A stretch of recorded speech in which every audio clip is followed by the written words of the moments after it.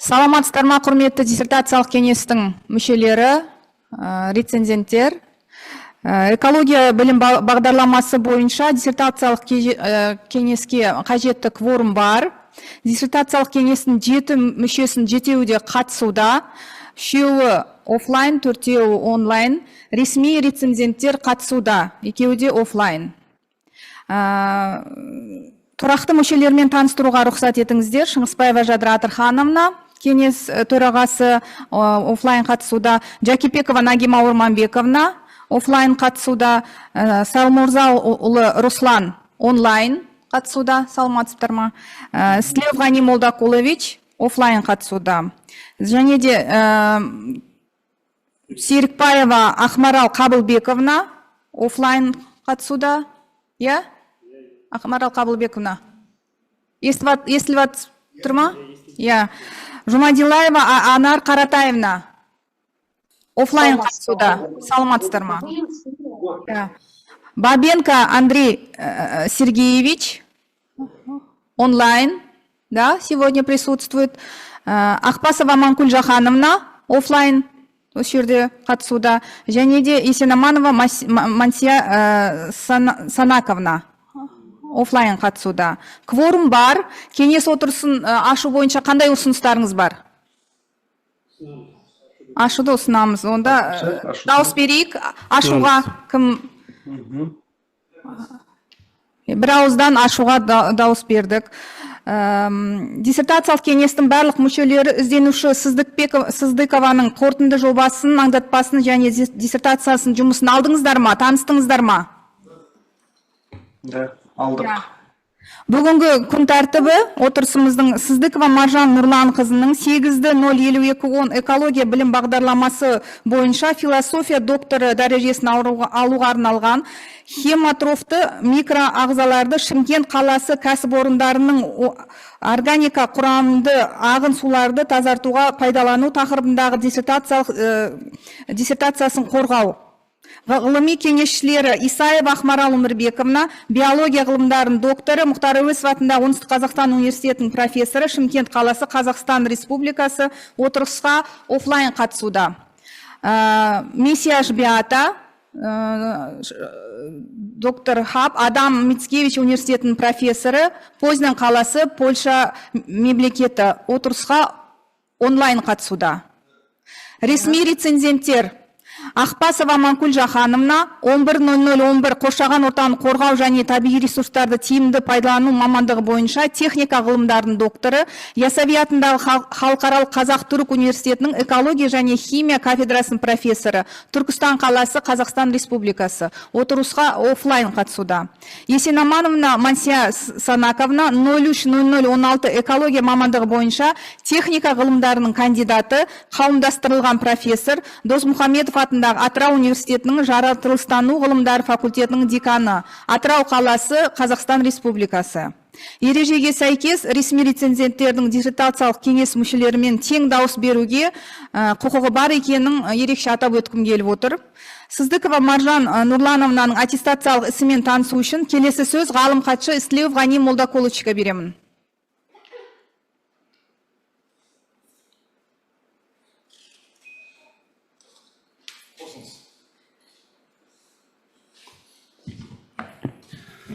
Саламатсыздар ма, құрметті диссертациялық кеңес мүшелері және қатысушылар.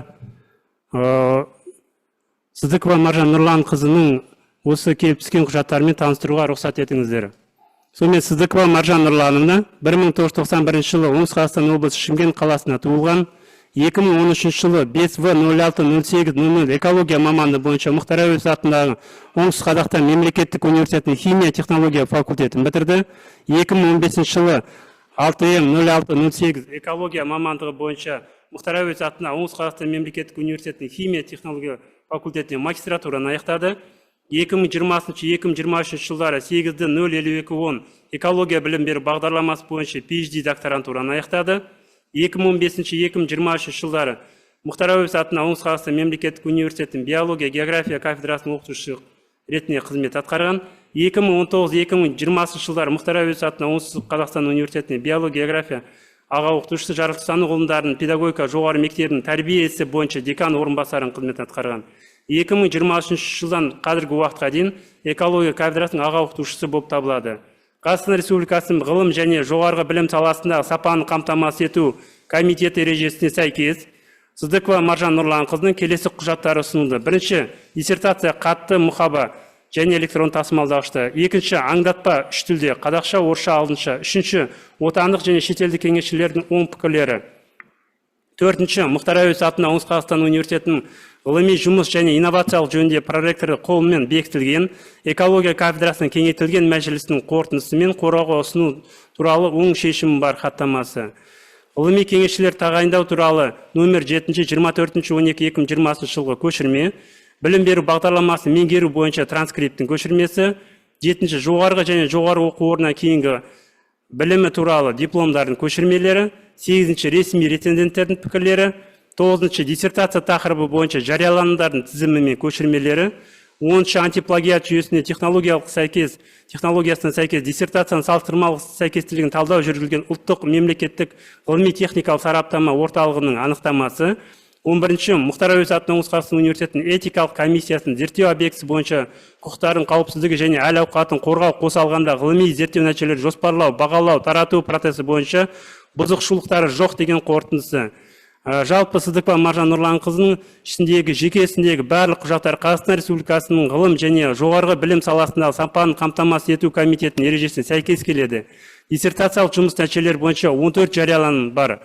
Оның ішінде бір мақала Қазақстан Республикасының ғылым және жоғарғы білім саласындағы сапаны қамтамасыз ету комитеті ұсынған журналдарда, 3 мақала халықаралық Scopus мәліметтері,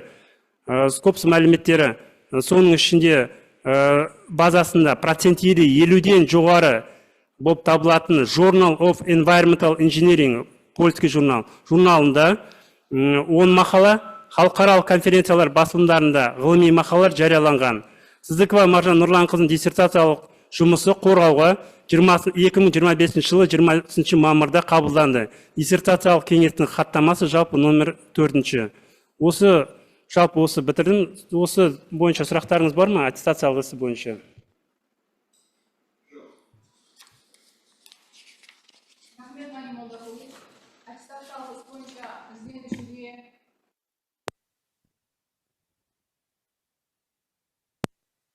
Рахмет, Ғани Молдақұлыч. Аттестациялық іс бойынша ізденушіге немесе ғалым хатшыға сұрақтарыңыз бар ма? Жоқ болса, онда диссертациялық жұмыстың мазмұнын баяндау үшін сөз ізденушіге беріледі. Маржан Нұрлановна, сөз сізде. Рахмет.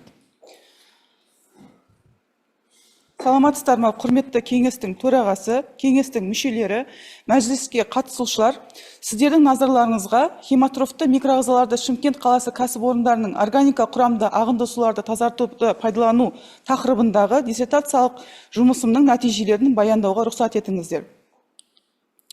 Әлемде жыл сайын 410 миллиард текше метр ағынды су түзіледі. Өкінішке орай, оның көп мөлшері қоршаған ортаға тиісті тазартусыз жіберіледі. Статистикалық мәліметтерге сүйенсек, Шымкентте жылына 81 текше метр миллион ағынды су түзіліп, оның 45-6% ғана тазаланады. Қазіргі таңда ағынды суды тазалаудың бірнеше әдістері бар. Атап айтсақ, ол механикалық, физикалық, химиялық және биологиялық тазарту әдістері. Биологиялық тазарту әдістері барысында әдетте түрлі микроорганизмдердің топтар жиынтығы немесе белсенді тұнба қолданылады. Мұндай биоценоздардың негізін псевдомонас, зооглея сияқты бактериялар сияқты гетеротрофты микроорганизмдер мен хлорелла, оотисис сияқты микробалдырлар құрайды. Аталған микроорганизмдер суды тазалаудағы рөлі жақсы зерттелген. Алайда, бүгінгі күнде ағынды суды тазалауда автотрофты, оның ішінде хематрофты микроағзалардың рөлі жеткілікті зерттелмеген. Хематрофты микроағзалар өздерінің метаболика процестерінің органикалық қосылыстары қолдана алмайтыны белгілі, бірақ бұл процестерге жанама түрде әртүрлі метаболиттердің бөлінуі арқылы қатыса алады. Жұмыстың мақсаты хематрофты микроағзаларды Шымкент қаласы кәсіпорындарының органика құрамды ағынды суларды тазартуда пайдаланудың мүмкіндіктерін зерттеу.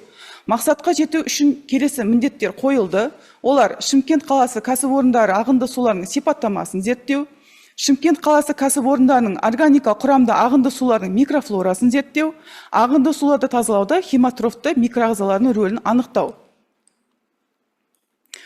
Зерттеу нәтижелерінің ғылыми жаңалығына келетін болсақ, алғаш рет ацидобациллус ферооксиданс штаммының өсіру және олардың тіршілік әрекеті үшін оңтайлы жағдайлары анықталды.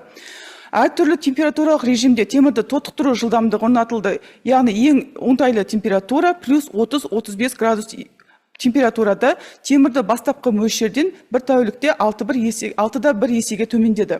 Алғаш рет сүт құрамды модельдік ерітіндіні тазарту үшін ацидотиобациллус ферооксиданс H1 бактериялық суспензиясын биокоагулянт ретінде қолдану мүмкіндігі зерттеліп дәлелденді. Бактериялық суспензияны тазалауды пайдалану нәтижесінде тазалану дәрежесі 92,5% болса, судың мөлдірлігі 80%-ға дейін жоғарылады. Алғаш рет ацидотиобациллус ферооксиданс штаммынан бактериалдық химиялық жолымен алған 3 валентті темірді Шымкент қаласы кәсіпорындарының ағынды суларын тазалауда пайдаланып, тазалану дәрежелерінің көрсеткіштері есептелді. Нәтижелерге сүйенсек, тұрмыстық коммуналды ағынды судағы мұнай өнімдерінен 95%-ға дейін, аммониялы азоттан 57,5%-ға дейін, фосфаттардан 73,7%-ға дейін, майлардан 60%, фенолдан 75%-ға дейін тазаланды. Мұнай өңдеу зауытының ағынды суларын биокоагуляциялық тазартудан кейінгі көрсеткіштері мұнай өнімдері 89,8%-ға дейін, қалқымалы заттар 24%-ға дейін азайған. Алғаш рет эквивалентті темірдің бірден-бір көзі ретінде пирофорлы темір сульфиттері бар ерітінділерде тионды бактериялардың ацидотиобациллус ферооксиданс штаммын өсіру және олардың тіршілік әрекеттері үшін оңтайлы шарттары орнатылды. Зерттеу жұмысының тәжірибелік құндылықтары. Олар ағынды суларды физикалық химиялық сипаттамасын келесі зерттеулерде және экологиялық мекемелерде пайдалануға болады. Шымкент қаласы кәсіпорындарының органика құрамды ағынды суларының микрофлоралық зерттеу нәтижелерін су ресурстары сапасын стандарттау және сертификаттау үшін қолдануға ұсынылады. Бактериялық биокоагулянтты ацидотиобациллус ферооксиданс сұйықтығын 40% көлемде мөлшерінде органика құрамды ағынды сулары бар кәсіпорындарда практикалық пайдалануға ұсынылды. Олардың негізгі тұтынушылары сүт, нан, тоқаш және тағы басқа өндіру кәсіпорындары болып табылады. Зерттеу жұмысының нәтижелерін экология білім беру бағдарламасының білім алушыларына өндірістік экология, ағынды суларды тазалау технологиясы пәндерінің практикалық және зертханалық сабақтарда қолдануға болады. Сонымен қатар, барлық сынақтар мен тәжірибелер тиісті лаборатория мен өнеркәсіпте тәжірибеден өткізілді, сәйкесінше сынақталу актілері және хаттамаларымен расталды. Зерттеу нысандары бұл су ресурстары маркетинг жауапкершілігі шектеулі серіктестігінің Шымкент қаласы коммуналдық тұрмыстық ағынды сулары болып табылады, және де Петро-Казахстан Oil Products мұнай өңдеу зауытының ағынды сулары. Аталған екі мекемеде Шымкент қаласының ірі кәсіпорындарының бірі болып табылады. Екі мекемеде де ағынды суды тазалаудың қондырғылары бар. 3 сатылы тазартудан өтеді. Олар механикалық, физика-химиялық және биологиялық тазарту әдістері. Келесі зерттеу нысандары бұл бактериялық штамдар, яғни ацидотиобациллус ферооксиданс H1 бактериялық штамы және ацидотиобациллус ферооксиданс бит1 штамы. Ацидотиобациллус ферооксиданс H1 штамы Ашсай кентінен полиметалл қалдықтарына бөлініп алынған, сәйкесінше ацидотиобациллус ферооксиданс бит1 штамы Түркістан облысы фосфоры бар қалдықтардан бөлініп алынған. Алдарыңызға слайдта зерттеу жұмысының бағдарламасы келтірілген. Зерттеу жұмысының бағдарламасы 3 бөлімге бөлінді. Атап айтсақ, ағынды судың физикалық, химиялық және биологиялық қасиеттерін зерттеу. Екінші бөлім ацидотиобациллус ферооксиданс темір бактериясының биологиялық қасиеттерін зерттеу. Және үшінші бөлім Шымкент қаласы кәсіпорындарына шыққан ағынды суларды хематрофты микроағзалармен тазарту. Аталған 3 бөлім бойынша зерттеу жұмыстары жүргізіліп, нәтижелері келесі слайдтарда көрсетіледі. Зерттеудің әдістерінде дәстүрлі және заманауи зерттеу әдістері пайдаланылды. Аналитикалық тәжірибелер Мұхтар Әуезов атындағы Оңтүстік Қазақстан университетінде басым көпшілігі Ирлип лабораториясында жүргізілді. Сонымен қатар Польша мемлекетінде Адам Мицкевич атындағы университеттің лабораториясында және Малайзияда Путра Малайзия университетінің лабораториясында сынақтардан өткізілді. Зерттеу жұмысының бағдарламасына сәйкес ең алдымен кәсіпорындарының ағынды суларының құрамына физикалық химиялық талдау жүргізілді. Бірінші кестеде көрсетілгенде, бірінші тұрмыстық коммуналдық ағынды сулардың химиялық құрамы көрсетілген. Алынған анализдерге сәйкес, қалалық тұрмыстық ағынды судың құрамындағы оттегінің химиялық қажеттіліктің мәні рұқсат етілген концентрациядан 11,9 есеге жоғары екендігі анықталды. Ал майлар мен мұнай өнімдері шекті рұқсат етілген концентрациядан 20 есеге асқан. Екінші кестеде көрсетілген мәліметтерге сәйкес, мұнай өңдеу зауытының ағынды суларының құрамында pH мәні аммонийлі азоттың, фосфаттардың, нитриттердің көрсеткіштері нормативті көрсеткіштерге сай. Дегенмен, мұнай өнімдерінің мөлшері 165,6 есеге, оттегінің химиялық қажеттілігі 9 есеге артқаны анықталды. Бұл көрсеткіштер пайдаланылған тазарту әдістерінің тиімділігінің төмен екенін көрсетеді. Бағдарламаның келесі кезеңінде ағынды сулардың құрамына микрофлоралық талдау жүргізілді.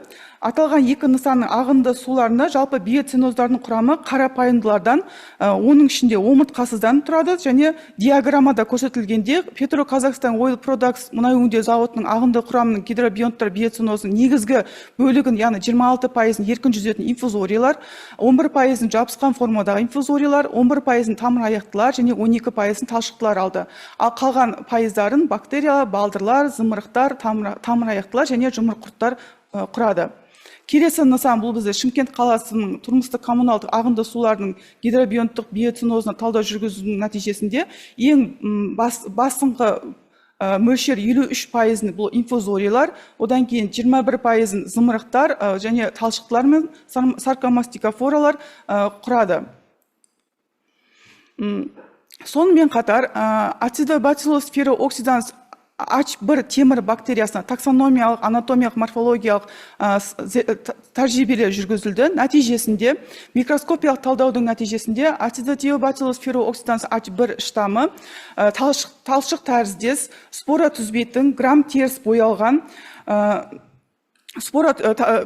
бір полярлы флагелласы бар, бөліну арқылы көбейетін бактерия екендігі анықталды. Әдетте сұйық ортада 2 валентті темірді 3 валентті темірге дейін тотықтыра алатын қасиеті бар. Зерттеулерімізде аталған бактериалды химиялық жолмен алынған 3 валентті темірді ағынды суды тазалауға коагулянт ретінде пайдаланылды. Сонымен қатар бактериялық штамға ПТР сараптама жүргізілді. ПТР сараптаманың нәтижесінде Acidobacillus ferroxidans H1 жақын штаммен сәйкес гомология ұқсастығы 99,1% құрады. Сынақталу актісімен расталды. Acidobacillus ferroxidans тионды бактериясының эквивалентті темірді тотықтыру жылдамдықтары әртүрлі температуралық режимде зерттелді, және ең оңтайлы температура плюс 30-35 градус екендігі анықталды. Аталған температуралық режимде эквивалентті темір бастапқы мөлшерден бір тәулікте 5-5 есеге түссе, 2 тәулікте 6-1 есеге төмендегені анықталды. Сонымен қатар, бактериялардың патогендігін анықтау үшін тышқандарға жүргізілген сынақтың нәтижесінде бактериялардың ауру тудырмайтынын және де қауіптілік деңгейдің 4-ші классына жататындығы анықталды. Сынақ хаттамасымен расталды. Алынған биокоагулянтты модельдік ерітінді тазалауда пайдаланылды, және тәжірибенің нәтижесінде сүт құрамды модельдік ерітіндіні тазарту үшін биокоагулянт ретінде Acidobacillus ferroxidans H1 штамын суспензиясының 40% көлемде енгізгенде ең жоғары тиімділікке қол жеткізілді. Бұл жағдайда лактозадан тазалану дәрежесі 92,5% құраса, судың мөлдірлігі 80%-ға дейін жоғарылаған. Жалпы биокоагуляциялық үрдіс 6 минут уақытта алды. Келесі нысан биокоагулянтты ағынды суды тазартуда пайдаланылды. Зерттеу жұмыстарының нәтижесінде бірінші нысан бұл бізде Шымкент қаласы тұрмыстық коммуналдық ағынды сулардың биокоагуляциялық тазартудың нәтижесінде диаграммаларда көріп тұрғанымыздай, оттегінің химиялық қажеттілігі бастапқы мөлшерден 76,7%-ға дейін төмендесе, оттегінің биологиялық қажеттілігі 52,4%-ға дейін жоғарылады. Сонымен қатар, тазаланудың ең жоғарғы дәрежесі бұл мұнай өнімдері мен майларға тиесілі болды. Сәйкесінше мұнай өнімдері 95,1%-ға дейін тазарса, майлардан 60%-ға дейін тазарған. Алайда аталған әдіс биоорганикалық қосылыстарға тиімсіз екендігі орнатылды. Себебі хлоридтерден тазарту көрсеткіші 5,1%-ға дейін ғана көрсетілді. Аталған тәжірибе тұрмыстық коммуналдық ағынды суларын тазарту мекемесінде сынақтан өткізіліп, сынақталу актісімен расталды. Келесі нысан мұнай өңдеу зауытының ағынды суларын биокоагуляциялық тазартудың нәтижесінде ең жоғарғы дәреже бұл бізде мұнай өнімдеріне тиесілі болды. Ол 89-8%-ға дейін тазарса, оттегінің химиялық қажеттілігі сәйкесінше 69%-ға дейін төмендеді. Келесі кезеңде мұнай өңдеу зауытының ағынды суларының оттегінің химиялық қажеттілігін одан да төмендету үшін бетонитпен бірге қосыла 3 валентті темірді пайдалану арқылы ағынды суды тазарту тәжірибесі орнатылды. Тәжірибенің нәтижесінде зерттеулер нәтижесінде коагуляциялық ағынды сулардың тазарту үшін өндірістік шарттарда қолданылатын темір хлориді түріндегі 3 валентті темірді темір сульфаты мазмұндайтын тиобациллус феррооксиданс бактериялық суспензиясымен алмастыруға болатындығы көрсетті. Нәтижесінде оттегінің химиялық қажеттілігі бастапқы мөлшерден биокоагулянтты 1,75 грамм литрді пайдаланған жағдайда 74,5%-ға дейін өзгерді. Ал бентонитті 600 миллиграмм литрге мөлшерінде пайдаланған жағдайда оттегінің химиялық қажеттілігі бастапқы мөлшерден 88,1%-ға дейін төмендеді. Келесі кезеңде зертханалық зерттеулердің негізінде алынған нәтижелерге сүйене отырып, жаңа құрамды биокоагулянт ретінде ацидобациллус феррооксиданс H1 және бит1 тионды бактериялармен тотықтырылған 3 валентті темірдің сульфатын тиімді қоспа ретінде органика құрамды ағынды суды тазалауға болатындығын дәлелденіп, осыған орай өндірістік ағынды суларды тазалау үшін технологиялық сызба нұсқасы ұсынылды. Бірінші сызба нұсқа бұл бірінші нысан, яғни су ресурстары маркетинг Шымкент қаласы коммунал тұрмыстық ағынды сулар тазарту мекемесінде ұсынылды. Бұл жерде ұсынылған әдістеме, яғни биореактор орнатылады. Биореактор ағынды суды тазалаудың механикалық әдісінен кейін биологиялық тазарту әдісіне дейін орналасылады. Биореакторда ацидобациллус феррооксиданс дақылдық биомассасы өндіріледі. Бактериалды химиялық жолмен алынған 3 валентті темір коагуляция камерасына түсу арқылы ағынды суды тазартып, келесі кезең биологиялық тазарту әдісіне қондырғыларына жіберіліп отырады. Аталған технологиялық сызба нұсқа сонымен қатар Петроказахстан Oil Products мұнай өңдеу зауытына да ұсынылды. Органика құрамды ағынды суларды коагуляция тазартуда 3 валентті темірді пайдаланудың математикалық модельдеудің нәтижесінде тиімді көрсеткіштері орнатылды. Бұл жерде 3 валентті темірдің ең тиімді көрсеткіші 1,75 грамм литр болса, бентониттің 600 миллиграмм литр болған жағдайда тазартудың ең жоғары көрсеткіші 88,1%-ды құрады. Сонымен қатар ағынды суды тазалауда пайдаланатын биокоагулянттың экологиялық көрсеткіштері есептелді. Бұл жерде дәстүрлі коагулянтты биокоагулянтқа алмастыруда алынған пайда есептелді. 1 килограмм биокоагулянттың құны 321,16 теңге болатын болса, әдетте зауыттарда тазартуда пайдаланатын алюминий сульфаты мысалында есептелді, яғни оның құны 420 теңгені құрады. Сонда жалпы есептелудің нәтижесінде алынатын пайда тәулігіне 18,134,480 теңгені құрады. Қорытындылай келсек, ацидотиобациллус феррооксиданс бактериялық суспензиясымен тазаланған Шымкент қаласының тұрмыстық коммуналдық ағынды судағы мұнай өнімдерінің көрсеткіші 95,1%-ға, аммонийлі азот 57,5%-ға, фосфаттар 73,7%-ға, фенол 75%-ға дейін тазаланды. Мұнай өңдеу зауытының биокоагуляциялық тазалаудан кейінгі ағынды судың құрамындағы мұнай өнімдері 89,8%-ға, қалқымалы заттар 24,1%-ға және оттегінің химиялық тұтыны 69%-ға дейін, фенолдың тазарту дәрежесі 73%-ға дейін жеткендігі анықталды. Ағынды судың микрофлорасын зерттеу нәтижесінде басым бөлігі қарапайымдыларға, оның ішінде инфузориялерге және балдырларға тиесілі екендігі анықталды. Зерттеу нәтижелері негізінде аталған кәсіпорындарға ағынды суды тазалаудың технологиялық сызба нұсқасы дайындалды. Ацидотиобациллус феррооксиданс H1 бактериялық штамның 2 валентті темірді плюс 30-35 градустық температуралық режимде тотықтырғанда, темірдің бастапқы мөлшері 10 грамм литрден 2 тәулікте 1,6 грамм литрге, яғни 6 есеге төмендесе, 10 градустық температурада 3 тәулікте 10 грамм литрден мөлшерінен 1 грамм литрге дейін төмендегені белгілі болды. ацидотиобациллус феррооксиданс H1 штаммының 2 валентті темірді 3 валентті темірге дейін тотықтырудың ең үлкен жылдамдығы сағатына 0,15 грамм литр екендігі анықталды. Құрамында сүт өнімдері бар модельдік ертіндіге биокоагулянт ретінде ацидотиобациллус феррооксиданс H1 қолдану шартында модельдік ертіндінің тазалану дәрежесі 92,5% болса, судың мөлдірлігі 80%-ға дейін жоғарылады. Биокоагуляциялық үрдіс 6 минут уақытты алды. Мұнай өңдеу зауытының құрамында жуғыш заттары бар ағынды суларды оттегінің химиялық қажеттілігін төмендету үшін бактериалды химиялық әдіспен бентонитті қолданғанда математикалық модельдеу зерттеулерінің нәтижесінде оттегінің химиялық тазалану дәрежесі 88,1%-ді құрады. Бұл нәтижеге 1,75 грамм литр бактериалды химиялық жолмен алынған 3 валентті темірді 600 миллиграмм литр бентонитпен бірге қолданғанда қол жеткізілді. Жүргізілген зерттеулер нәтижесінде 2 валентті темірдің бірден-бір көзі ретінде пирофорлы темір сульфиттері бар ерітінділерде тионды бактериялардың ацидотиобациллус феррооксиданс штаммын өсіру және олардың тіршілік әрекеттері үшін оңтайлы жағдайлар орнатылды. Ол жерде температура плюс 28, pH 2 мен 2,5 арасында сұйық тығыз қатынасы 1:10 екендігі анықталды. Диссертация бойынша жалпы 14 жарияланым болды. Оның 3-і Scopus базасына енген журналдарда, 1-і Coxon базасына енген журналда және 10-і халықаралық журналдарда жарияланды. Назарларыңызға рахмет. Сұрақтарыңыз болса, жауап беруге дайынмын. Рахмет, баяндама аяқталды. Құрметті кеңес мүшелері, сұрақтарыңыз болса, ізденуші жауап беруге дайын. Доклад окончен. Если есть вопросы, пожалуйста, задавайте. Менде сұрақтарым бар еді, сұрақ қоя бастайық. Бірінші сіздің осы ғылыми диссертациялық жұмысыңыз бойынша бастан бастап танысып келе жатырмыз.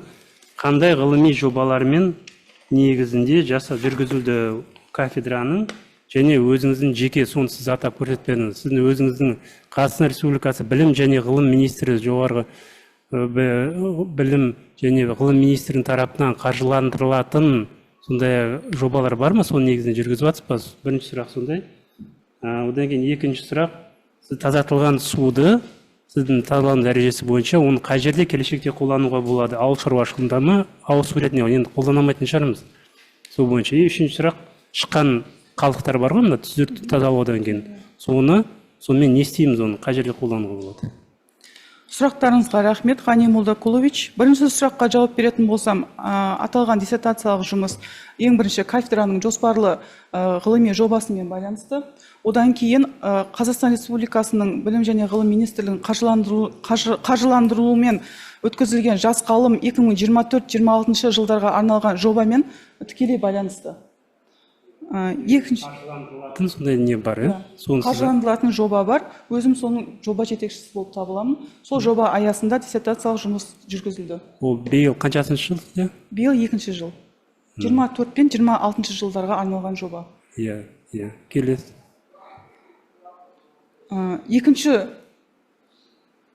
Екінші сұрағыңызға жауап бере кетсем, яғни сұрағыңыз бойынша тазаланған су қайда пайдаланатыны бойынша, бұл жерде тазаланған су бірінші нысанда, бұл Шымкент қаласы коммуналдық тұрмыстық мекемесінде тазаланған су Бөржар су қоймасына жіберіліп отырады. Бөржар су қоймасынан кейін егіншілікке суландыруға жіберіліп отырады тазаланған су. Мұнай өңдеу зауытының тазаланған ағынды су техникалық су ретінде екінші ретте пайдалануға болады. Ал үшінші сұрағыңызға жауап бере кетсем, тазарту процесінен кейін тұнба түзіледі. Бұл тұнба құрамында бентонит, темірдің гидроксиді және сорбцияланған органикалық заттар болғандықтан, ол уытты емес және қауіпті қалдықтарға жатпайды. Алынған тұнбаны кептіріп, құрылыс материалдарына толықтырғыш ретінде және де немесе коагулянт ретінде қайта пайдалануға болады. Болды, рахмет. Сұрақтарыңыз болса? Менде бір сұрақ бар. Диссертация жалпы өте жақсы жұмыс жасалынған, жақсы нәтижелер жасалынған. Енді осы диссертацияны зерттеу барысында қолданылған биокоагуляциялық әдісті өнеркәсіптік деңгейге масштабтау кезінде қандай шектеулер бар? Және оларды болашақта қалай шешуге болады? Мысалы, сіздің жасаған жұмыстарыңыз лабораториялық тұрғыда жасалынды ғой. Келесі тағы бір сұрақ ұқсас негізі. Шымкент қаласының экологиялық және өндірістік климаты ерекшеліктеріне ескере отырып, қай жерге сіздің мысалы штамдарыңызды суды тазартуға енгізуге қолдануға болады? Сол сұрақтарға, мысалы климаттық ерекшеліктерге байланысты сіздің пайдаланған штамптарыңыздың тиімділігі артады ма, әлде нашарлайды ма, сол туралы кішкене айтып кетсеңіз. Рахмет. Сұрағыңызға рахмет, Руслан Салмырзаұлы. Бірінші сұрағыңызға жауап бере кетсем, бұл жерде технология өндірістік деңгейде біз екі нысанға ұсыныс ретінде технология сызба нұсқа құрастырылды. Сызба нұсқаға сәйкес бұл жерде биореактор орнатылады. Яғни биореакторда бактериалдық штамдардың биомассасы өндіріледі үлкен деңгейде, және де литріне 5-5 грамм литр бактериалдық химиялық жолымен алынған 3 валентті темір коагулянт ретінде пайдаланылады. Екінші сұрағыңызға жауап бере кетсем, яғни климаттық жағдайда пайдаланудың қандай ерекшеліктері бар? Бұл тионды бактериялар, жаңағы айтып кеткенде, плюс 30-35 градустық температуралық режимде өте белсенді, қарқынды жұмыс атқарады, яғни 2 валентті темірді 3 валентті темірге дейін өте жоғары жылдамдығы осы температура анықталды. Ал Шымкент қаласы оңтүстік өңірінде орналасқандықтан бізде температуралық режим өте жылы климатқа жатады. Яғни бұл бактериялармен жұмыс жасауға және олардың темірді тотықтыруына өте ыңғайлы климат және жағдай деп ойлаймын. Рахмет. Қанағаттандыңыз ба, Руслан? Рахмет. Менде сұрақ бар еді.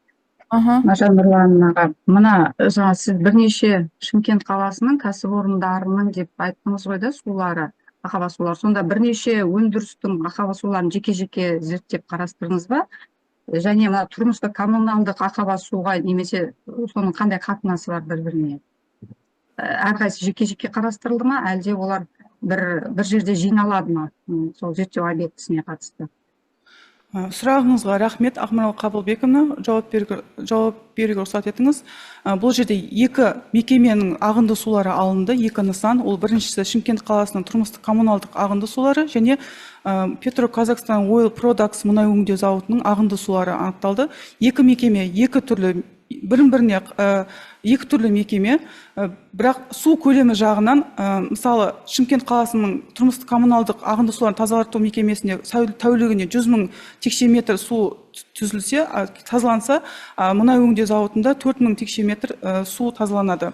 Және де айта кететін, екі мекеменің ағынды суларын сынамасы екі жақтан бөлек алынды. Екі мекеменің ағынды суларына гидрохимиялық талдау бөлек жүргізілді, және биокоагуляциялық тазарту үрдісі бөлек жүргізілді. Олардың енді бастапқы құрамы әртүрлі ғой да, сонда сіздің ұсынып отырған микроағзаларыңыз екеуіне де жарамды болып тұр ғой да, екі түрлі, енді біреу органикалық ластағыш, тұрмыстық коммуналдықта шамалы басқа составта болады ғой енді. Соның бәріне жарамды болып тұр да, және оларда өздерінде жасалып жатқан тазалау жүйесінен қаншалықты артықшылығы бар сіздің ұсынып отырған әдісіңіздің? Сұрағыңызға рахмет, Ақмарал Қабылбековна. Бұл жерде екі нысанның ағынды суларына физикалық, химиялық талдау жүргізудің нәтижесінде екеуінде де мұнаймен ластанған су екендігі анықталды, және біздің ұсынып отырған биокоагуляциялық тазарту әдісі, яғни микроағзалардың көмегімен жүргізілетін тазарту әдісі, әсіресе мұнай өнімдері мен майларға тиімді екендігі анықталды. Өйткені, мысалы, тұрмыстық коммуналдық ағынды суда 90%-ға дейін тазарса, мұнай өңдеу зауытының ағынды суы осы майлар мен мұнайлардан 87%-ға дейін тазарғандығы анықталды. Және осы тұрғыдан алғанда екеуіне де тиімді екендігі орнатылды. Жақсы, рахмет. Қанағаттандыңыз ба? Иә, рахмет.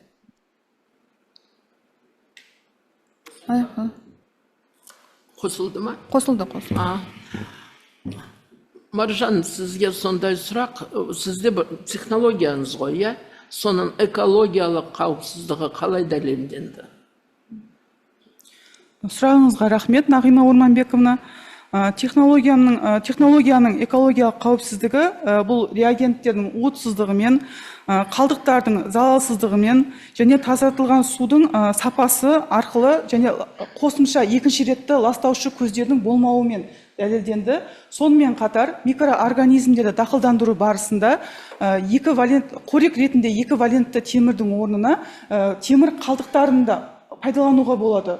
Осы арқылы тіпті қоршаған ортаны қатты қалдықтардан да тазартуға болады. Осы әдіс арқылы. Енді сіз биокоагулянт туралы не айта аласыз? Сізде биокоагулянт бар ғой жұмысыңызда, иә? Сол туралы кішкене айтып берсеңіз. Биокоагулянт. Биокоагулянт, бұл зерттеу жұмысында биокоагулянт пайдаланылды. Биокоагулянт бұл айтап айтқанда темір бактериялар, соның ішінде ацидобациллус ферооксиданс H1 және бит1 штамдарының бактериалды химиялық жолмен тотықтырған, яғни 3 валентті темірді пайдаландық. Ол темір жалғыз өзі емес, бактериалдық суспензия ретінде пайдаланылды. Яғни ол жай дәстүрлі коагулянттардан қарағанда едәуір мөлшерге тиімді екендігі орнатылды. Биокоагуляция тазалау барысында құрамына байланысты қиыншылықтар болды ма? Сұрағыңызға рахмет, Ғани Молдақұлович. Зерттеу жұмысында жалпы екі нысанның ағынды сулары талданып, екі нысанның ағынды суларына биокоагуляциялық тазарту үрдістері қолданылды. Яғни көрсетілген мәліметтерге сәйкес тұрмыстық коммуналдық ағынды судың оттегінің химиялық қажеттілігі 11-9 есеге асып кетсе, мысалы мұнай өңдеу зауытының ағынды суында 11 есеге асқан. Сәйкесінше тұрмыстық коммуналдық ағынды суларында мұнай мен майлар 20 есеге асып кетсе, ал мұнай өңдеу зауытының ағынды суларының құрамындағы мұнай 165 есеге дейін асып кеткен. Осыған орай тазалау барысында мұнай өнімдерінен әсіресе осы екінші нысанның суын тазалауда кішкене уақыт жағынан биокоагуляциялық үрдіс уақыт жағынан көбірек уақытты алды шамамен. Жауап қанағаттанды. Тағы сұрақтарыңыз бар ма?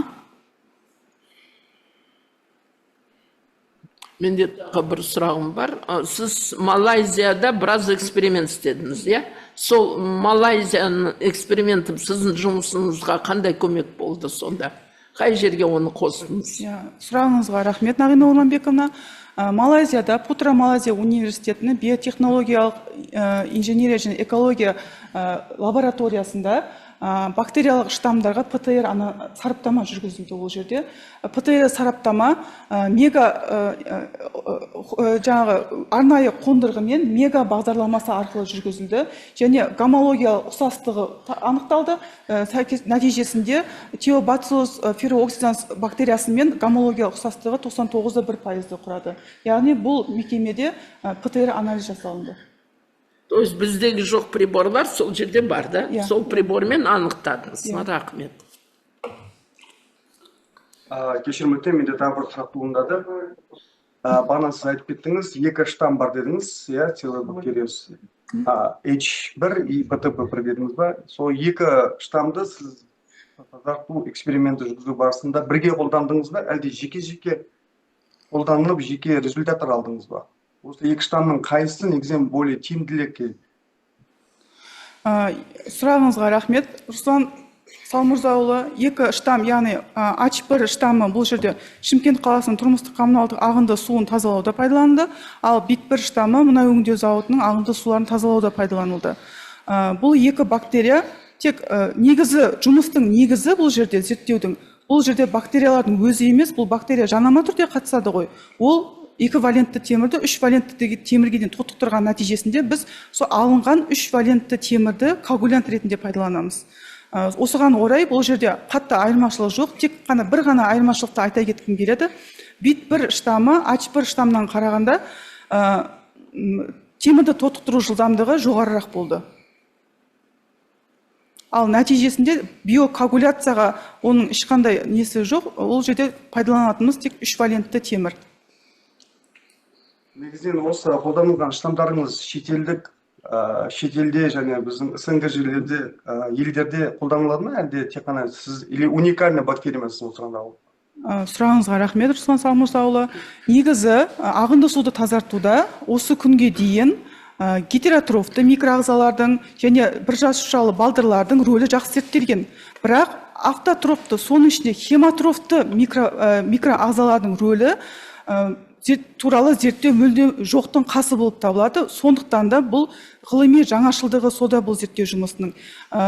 Украиналық ғалымдардың зерттеулерінде кішкене мәлімет алдым, бірақ ол мәліметтерде толыққанды зерттеу жұмыстары жоқ, тек кіріспе ретінде ол бактерияға жаңа сипаттама берілген. Ал ол бактерияны ағынды суды тазалау үшін пайдалану туралы зерттеулер қазіргі таңда жоқтың қасы болып табылады. Рахмет. Қанағаттандыңыз ба, Руслан мырза? Рахмет. Менде бір сұрақ бар ғой. Реагенттердің оңтайлы мөлшерлері қалай таңдалды? Және оны таңдау барысында қандай әдістемелер қолданылды? Сұрағыңызға рахмет, Анар Қаратаевна. Реагенттердің оңтайлы мөлшері зертханалық сынақтар сериясымен доза тиімділік диаграммалары статистикалық өңдеу арқылы және математикалық модельдеу арқылы анықталды.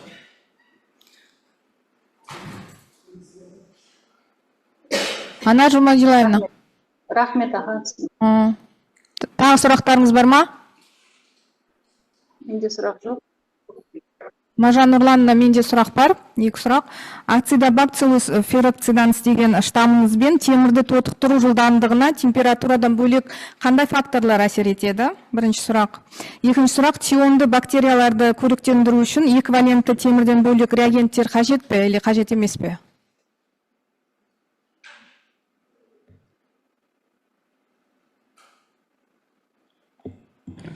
Сұрағыңызға рахмет, Жадыра Атырханына. Бірінші сұрағыңызға жауап бере кетсем, ацидотиобациллус ферокциданс H1 штаммымен темірді тотықтыру үшін жылдамдығына температурадан басқа бұл бактериялар, бұл аэробты бактерияларға жатады. Сондықтан аэрациялық режим өте маңызды. Дақылдандыру барысында үнемі аэрациялық режимде тұрады. Сонымен қатар аталған бактерия сұйық ортада, қышқыл сұйық ортада дақылдандырады. Сол себептен pH мәні өте маңызды фактор болып табылады. Яғни 2-2,5 мәнде жақсы дақылдандырылып өседі бұл бактерия. Яғни температурадан бөлек pH мәні және аэрациялық режим факторлары өте маңызды болып табылады.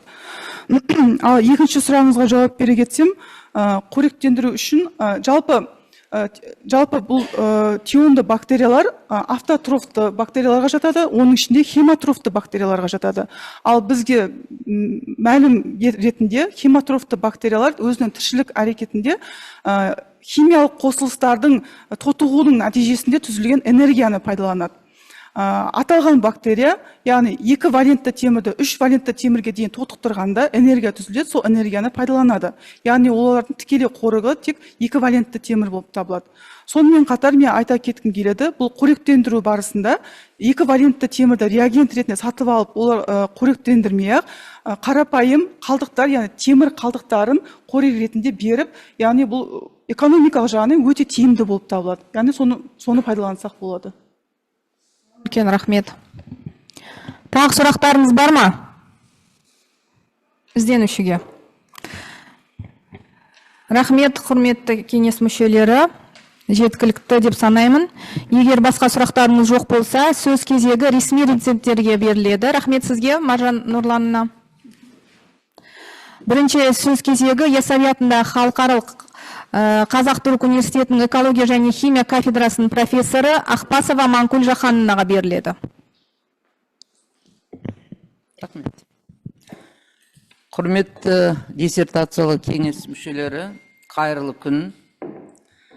8.052.10 экология білім беру бағдарламасы бойынша философия докторы PhD дәрежесін алу үшін сұнылған Сыздықова Маржан Нұрланованың хематрофты микроағзаларды Шымкент қаласы кәсіпорындарының органика құрамды ағын суларды тазартуға пайдалану тақырыбындағы жазбаша пікірді мен бердім.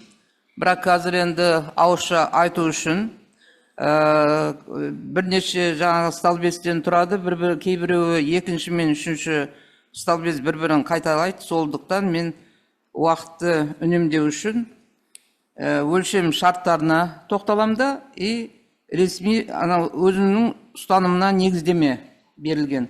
Соған тоқталамын. Өлшем шарттағы сәйкестілікпен жаңағы ұстаным екеуі бір-біріне былайша айтқанда дубляж. Енді бірінші диссертация тақырыбының ғылымның даму бағыттарына және немесе мемлекеттік бағдарламаға сәйкес болуы. Жұмыс Мұхтар Әуезов атындағы университетінде экология кафедрасының 21-25 жылдарға арналған грант Қазақстанның оңтүстік өңірінің орнықты дамуы және жасыл технологиялары жоспарымен сәйкес және де жас ғалымдардың 24-26 жылға арналған органика құрамды ағын суларды, хематрофты микроағзаларды пайдалану арқылы биологиялық тазарту технологиясы ғылыми жобасымен байланысты орындалған. Ғылымды дамытудың 24 жылы 26 жылдарға арналған басым бағыттары, соның ішінде экология қоршаған орта және табиғатты ұтымды пайдалану бағытына сәйкес келеді. Екінші өлшем шарт это ғылым үшін маңыздылығы. Зерттеу жұмысы қазіргі таңда ғылымға елеулі үлесін қосады және маңыздылығы ашылған. Жұмыс қолданбалы ғылымның дамуына айтарлықтай үлес қосады және диссертациялық зерттеудің маңыздылығын автор толық көрсете білген. Диссертациялық жұмыс Әуезов атындағы Оңтүстік Қазақстан университетінің экология кафедрасында орындалды.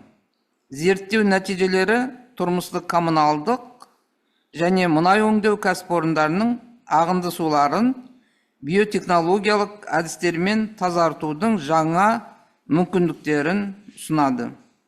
Алғаш рет Acidobacillus ferrooccidans штамының түрлі температура жағдайларында темірді тотықтыру қабілеті жан-жақты зерттеліп, оның биокоагулянт ретінде тиімділігі дәлелденген. Бұл мәліметтер экологиялық биотехнология, микробиология және өндірістік экология салаларында тың ғылыми деректер қатарын толықтырады. Келесі пункт өзі жазу принципі.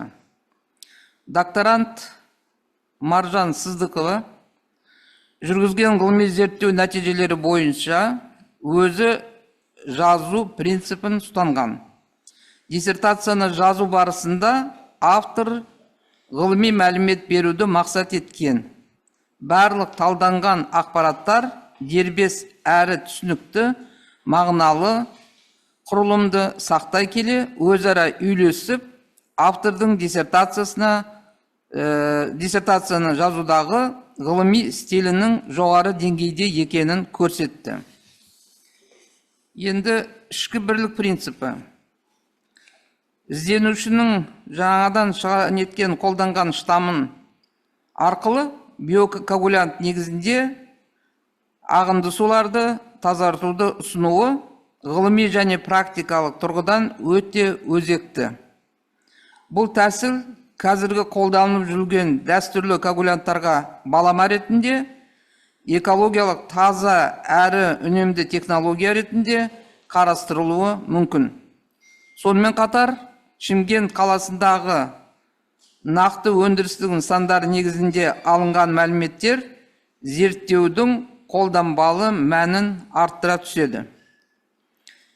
Диссертация мазмұны диссертация тақырыбына сәйкес келеді және хематрофты микроағзаларды, органика құрамды ағын суларды тазартуда пайдалануды зерттеуге бағытталған. Жұмыстың мақсатына жету үшін қойылған міндеттер диссертация тақырыбына сәйкес келеді. Ол міндеттерге Шымкент қаласы кәсіпорындары ағынды суларының сипаттамасын зерттеу, Шымкент қаласы кәсіпорындарының органикалық құрамды ағынды суларының микрофлорасын зерттеу, ағынды суларды тазалауда химатрофты микроағзалардың рөлін анықтау жатады. Диссертацияның барлық бөлімдері мен құрылысы логикалық толық байланысқан. Бұл ретте диссертациялық жұмыстың ғылыми тәжірибелік нәтижелері тұжырымдық тұтастығымен зерттеудің негізгі қорытындыларының қисынды бірлігімен сипатталады. Ізденуші ұстанған тәсілдерін отандық және шетелдік ғылыми техникалық әдебиеттерде келтірілген мәліметтермен салыстыра отырып бағалаған. Алғаш рет тионды бактериялардың тіршілік әрекетінің нәтижесінде алынған биокоагулянтты ағынды суларды тазартуға пайдаланған. Судың тазалану көрсеткіштеріне қарай есептеулер жүргізілген. Тазалаудың технологиялық сызба нұсқалары ұсынылған. Докторант отандық және шетелдік ғылыми техникалық әдебиеттерге бұрыннан белгілі әдістері туралы мәліметтермен өзінің тарапынан ұсынып отырған әдістерін салыстырма тұрғыда бағалаған. Зерттеу нәтижелері отандық және шетелдік ғылыми журналдарда, сонымен Вестник университеті Шакарима, журнал «Экология инжиниринг», серия «Технические науки» және халықаралық конференция еңбектерінде жарияланған. Бір авторлық куәлік ұсынған. Келесі тоқталатын жағдай ғылыми жаңашылық принципі. Докторант Сыздықованың диссертациялық жұмысты орындау барысында қол жеткізген ғылыми нәтижелер мен қағидаттары толығымен жаңа болып табылады. Зерттеуде феррооксиданс бактериялардың штамының биокоагулянт ретінде қолданылуы және оның темір иондарын тотығу арқылы ағынды суларды тазартудағы тиімділігі нақты тәжірибелік деректермен дәлелденген. Бұл тәсіл экологиялық таза және экономикалық тұрғыдан тиімді технология ретінде ұсынылған. Яғни дәстүрлі коагулянттарға балама ретінде жаңа биотехнологиялық шешім болып табылады. Жұмыста 3 валентті темір құрамды бактериялық суспензияның әсерімен тазалау үрдісін математикалық модельдеу арқылы оңтайлы параметрлер анықталған. Бұл әдістемелік тұрғыдан тың бағыт болып, су тазарту процесінің ғылыми негізделуін арттырады және нақты өндірістік шарттарға бейімделуге мүмкіндік береді. Шымкент қаласындағы нақты өндірістік және тұрмыстық ағынды сулардың микрофлоралық құрамы мен тазалау технологияларының тиімділігіне қатысты мәліметтер жүйелі түрде автор ұсынған. Бұл өңірлік экологиялық ахуалды бағалауға және оны жақсартуға бағытталған нақты ғылыми дерек болып табылады. Диссертация қорытындылары толығымен жаңа, олардың жаңалық дәрежесі ғылыми журналдарда жарияланған басылымдармен алынған, авторлық куәлікпен дәлелденген. Жұмыстың технологиялық шешімдерінің жаңалығы ағынды сулардың қоршаған ортаға әсерін экологиялық, экономикалық бағалау, қоршаған ортаға эмиссияны есептеу арқылы жүргізген. Зерттеу нәтижелері ағынды суды тазалау саласындағы экологиялық стандарттар мен нормативтерді жетілдіруге негіз бола алады. Сондай-ақ өнеркәсіптік кәсіпорындардың экологиялық саясатын жақсартуға және қалдықсыз өндіріссіз жүйесін дамытуға ықпал етуі мүмкін. Келесі талап негізгі қорытындылардың негізділігі. Диссертациялық жұмыста ұсынылған барлық қорытындылар ғылыми тұрғыдан ауқымды және негізделген дәлелдемелермен қамтамасыз етілген.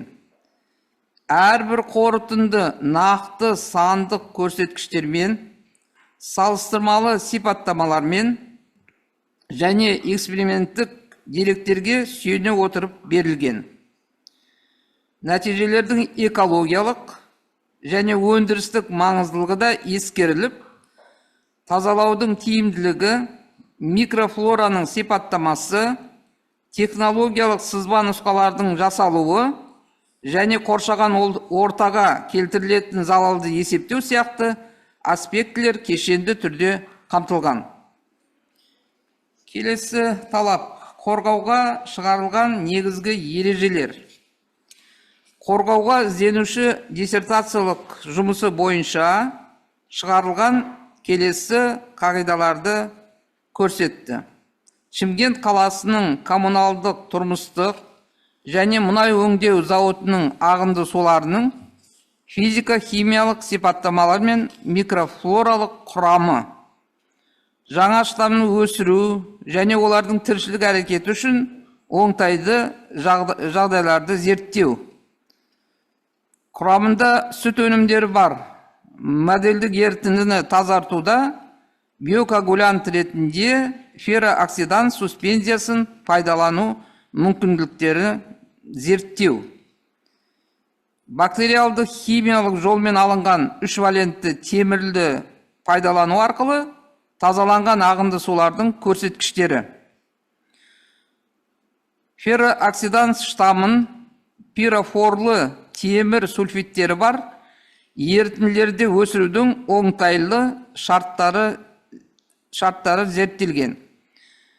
Қорғауға ізденуші ұсынған негізгі қағидаттар дәлелденген. Қорғауға шығарылған негізгі қағидаттар тривиалды емес. Қорғауға шығарылған негізгі қағидаттар жаңа. Қорғауға шығарылған негізгі қағидаттардың қолдану деңгейі кең. Қорғауға шығарылған негізгі қағидаттар 14 баспа жұмысында жарияланған мақалаларда дәлелденген. Келесі: дәйектілік қағидаты. Дерек көздермен ұсынылған ақпараттың дәйектілігі. Диссертациялық зерттеуді ізденуші заманауи технологиялық және аналитикалық әдістерді қолдана отырып жүргізген. Автор таңдаған әдістер сапалы және егжей-тегжейлі сипатталған.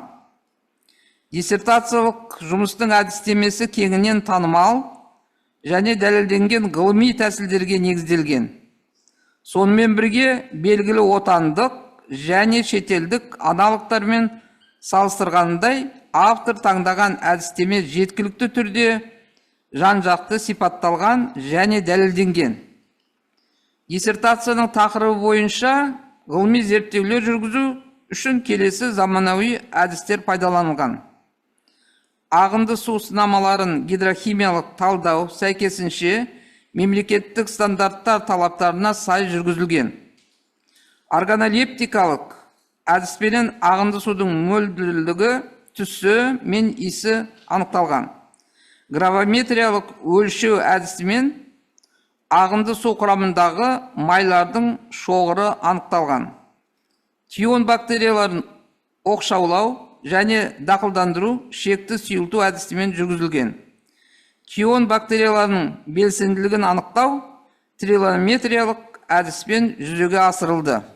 Бактериялық суспензия құрамындағы эквивалентті темірді тотығу дәрежесін анықтау барысында спектрофотометриялық әдіс қолданылған.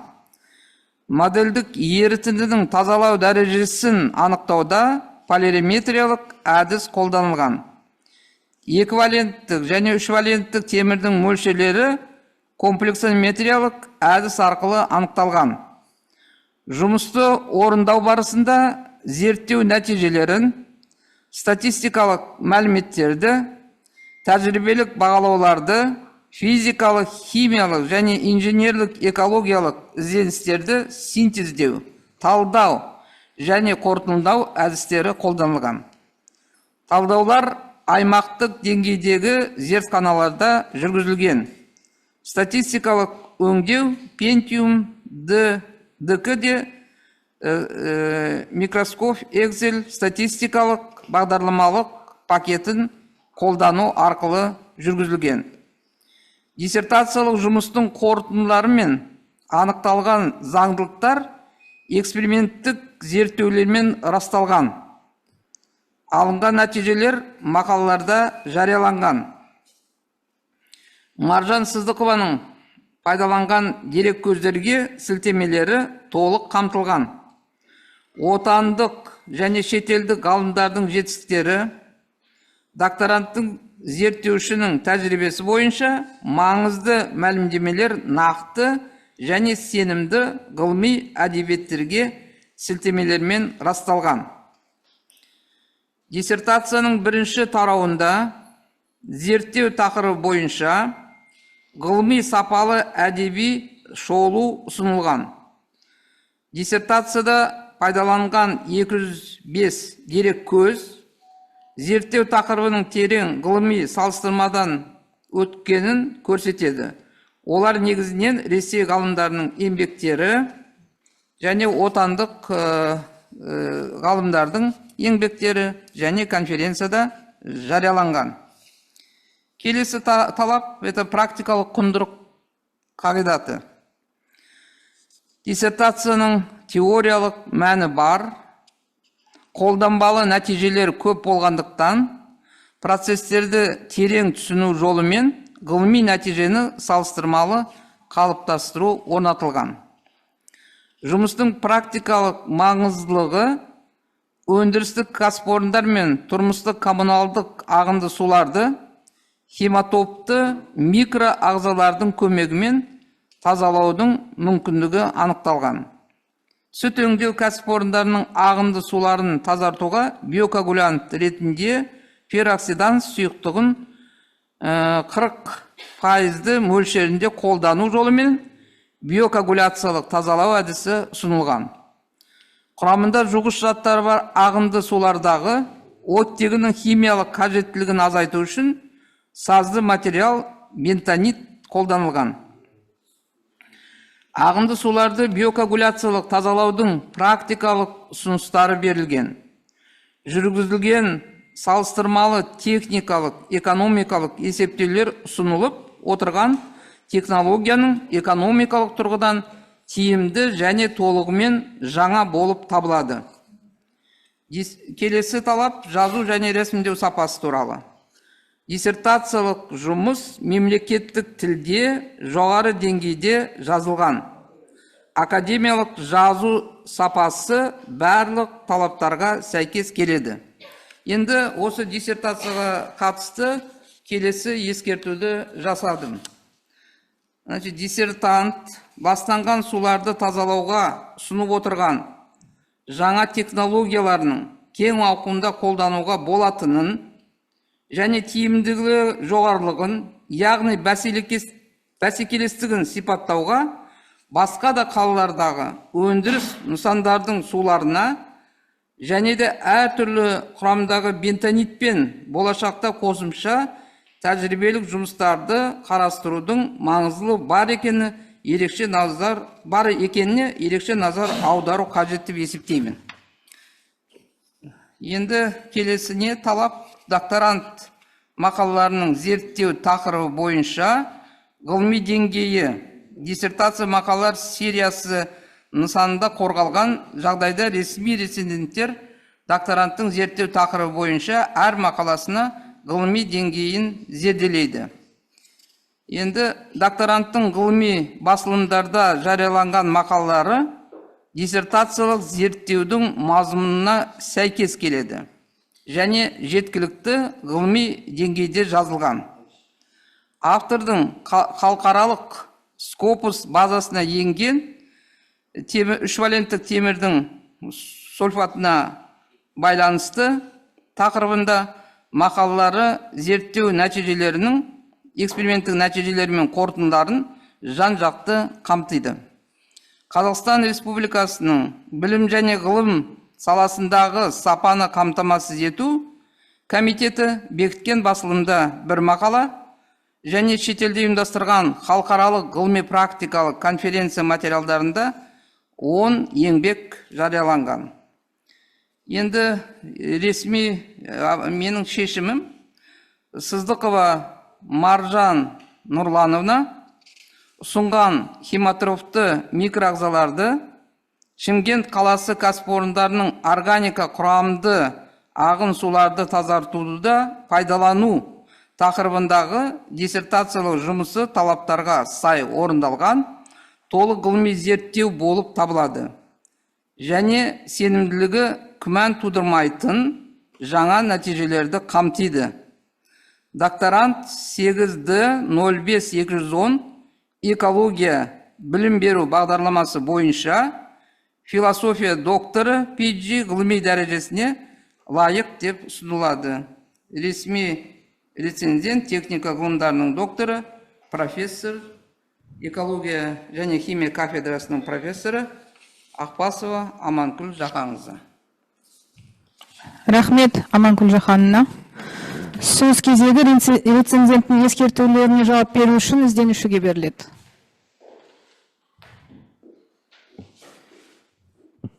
Пікіріңізге рахмет Аманкүл Жақанымна. Ескертуіңізге қосыламын.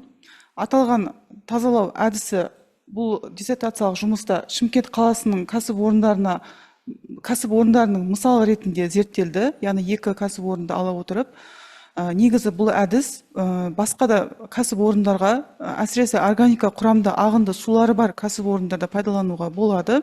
Және де Қазақстанның болашақта Қазақстанның басқа өңірлерінің өндіріс орындарына қолдануға зерттеу жұмыстарын жүргізуге тырысамын. Ұсыныстарыңыз бен пікіріңізге рахмет. Қанағаттандыңыз ба? Онда сөз кезегі екінші рецензент Досмұхамедов атындағы Атырау университетінің жаралыстану ғылымдар факультетінің деканы қауымдастырылған профессор Есенаманова Мансия Санаковнаға беріледі. Рахмет. Диссертация кеңес мүшелеріне қосып тұрғаннан. Алдарыңызға келесі пікірімді білдіруге рұқсат беруіңізді сұраймын. 8D-052-10 экология білім беру бағдарламасы бойынша философия докторы PG дәрежесін алу үшін ұсынылған Сыздықова Маржан Нұрланованың хематрофты микроағзаларды Шымкент қаласы кәсіпорындарының органика құрамды ағын сулар тазартуды пайдалану тақырыбындағы диссертациялық ресми рецензенттің жазбаша пікірімді білдіремін. Келесі, жалпы бұл жұмыс бағдарламаға сәйкес келеді. Диссертациялық жұмыстың тақырыбы Қазақстанның 2050 даму бағдарламасы мен табиғи ресурстарды, оның ішінде ауыз су мәселесі, ағынды суды тазарту, су ресурстарды бағытымен байланысты. Жұмыс Әуезов атындағы университетінде экология кафедрасының 2021-2025 жылдарға арналған Қазақстанның оңтүстік өңірінің орнықты дамуы және жасыл технологиялар ғылыми зерттеу жұмыстарының жоспарымен байланысты және 2024-2026 жылдарға арналған жас ғалым органика құрамдағы ағын суларды хематрофты микроағзаларды пайдалану арқылы биологиялық тазарту технологиясы ғылыми жобасымен байланысты. Ғылымды дамытудың 2024-2026 жылдарға арналған басым бағыттары соның ішінде экология, қоршаған орта және табиғатты ұтымды пайдалану бағытына сәйкес келеді. Зерттеу жұмысы өндірістерден шыққан ағынды сулардың физика-химиялық құрамын анықтап, оларды биокоагулянттар арқылы тазарту мүмкіндігін ғылыми тұрғыда негіздейді. Бұл бағыттағы зерттеулер қазіргі кезде экология, су ресурстарын қорғау және өнеркәсіптік қалдықтарды залалсыздандыру салаларында өзекті мәселелердің бірі болып табылады. Жұмыстың ғылыми жаңалығы 3 валентті темір негізіндегі биокоагулянттарды қолдана отырып, органикалық заттардың концентрациясын төмендетудің математикалық моделін құру және оның тиімділігін тәжірибе жүзінде дәлелдеу. Бұл модель ағынды суларды тазарту үдерісін болжауға және оңтайландыруға мүмкіндік береді. Зерттеу нәтижелері қоршаған ортаны қорғау саласындағы теориялық және қолданбалы ғылыми зерттеулерге қосымша материал бола алады. Сонымен қатар, ұсынылған әдістер болашақта өндірістік көлемде ағынды суларды тазартуда қолданылуы мүмкін. Докторант Сыздықованың жүргізген ғылыми зерттеу жұмыстарының нәтижелері оның жеке авторлық тұжырымдамасына негізделген. Диссертацияны жазу барысында зерттеуші ғылыми деректерді нақты әрі мазмұнды түрінде жеткізуге мақсат еткен.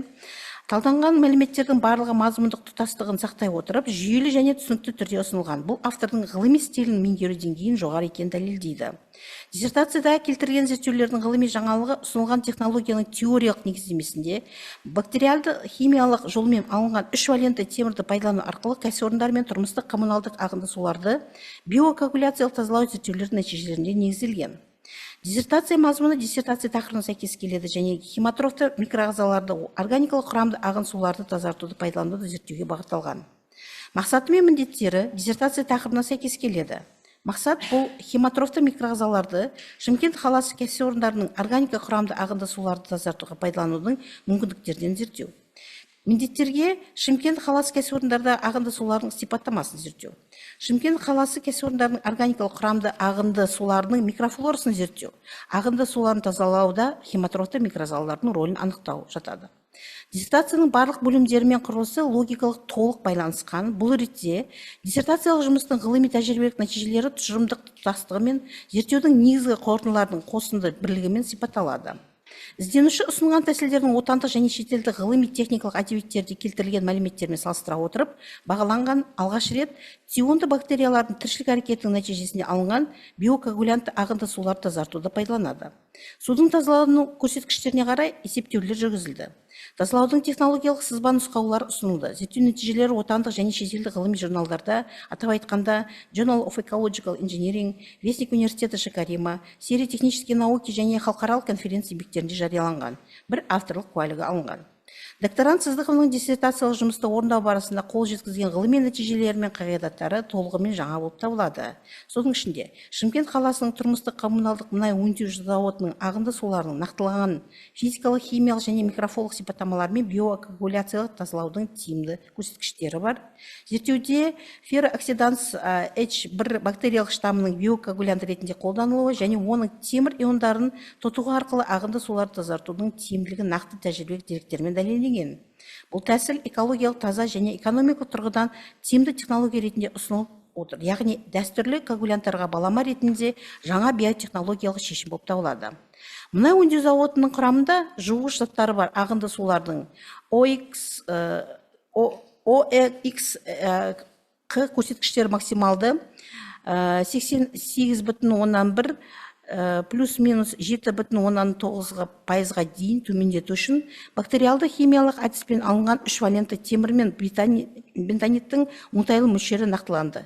Және феррооксиданс штаммының пирофлорлы темір сульфиттері бар ерітінділерде өсірудің оңтайлы шарттары орнатылды.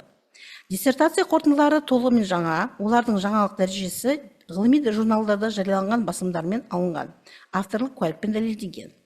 Зерттеу нәтижелері ағынды суды тазалау саласындағы экологиялық стандарттар мен нормативтерді жетілдіруге негізі болып, сондай-ақ өнеркәсіп кәсіпорындарының экологиялық саясатын жақсартуға және қалдықсыз өндіріс жүйесінің дамытуға ықпал етуі мүмкін. Ағынды суларды тиімді тазарту зауыттары үшін шығындарды азайтуға және су ресурстарын қайта пайдалануға мүмкіндік береді. Бұл кәсіпорындардың экологиялық жауапкершілігін арттырумен қатар экономикалық тиімділікке де ықпал етеді. Диссертациялық жұмыста ұсынылған барлық қорытындылар ғылыми тұрғыдан қарағанда ауқымды дәлелдемелермен негізделген, әрбір қорытынды нақты сандық көрсеткіштермен, салыстырмалы сипаттамалармен және эксперименттік деректерге сүйене отырып берілген. Феррооксиданс бактериясының қатысуымен жүргізілген тазарту үрдістері мұнай өнімдері, фенол, фосфаттар, аммонийлы азот сияқты ластаушылардың жоғары дәрежеде жойылуына мүмкіндік беретінін көрсетті. Зерттеу нәтижесінде тазарту тиімділігі 60-95% аралығында екені дәлелденген. Бұл практикалық маңыздылығы бар көрсеткіштер. Температуралық фактордың микроағзалар белсенділігіне әсері ғылыми тұрғыдан негізделген 2 валентті темірдің тотығы динамикасы егжей-тегжейлі сипатталған. Сонымен қатар модельдік ерітінділер мен өндірістік суларды тазалатуда биокоагулянттардың тиімділігі жоғары екені көрсетілді. OX көрсеткіштер төмендетуге арналған математикалық модельдеу нәтижелері мен нақты тәжірибелік деректердің сәйкестігі жұмыстың сенімділігін арттырады.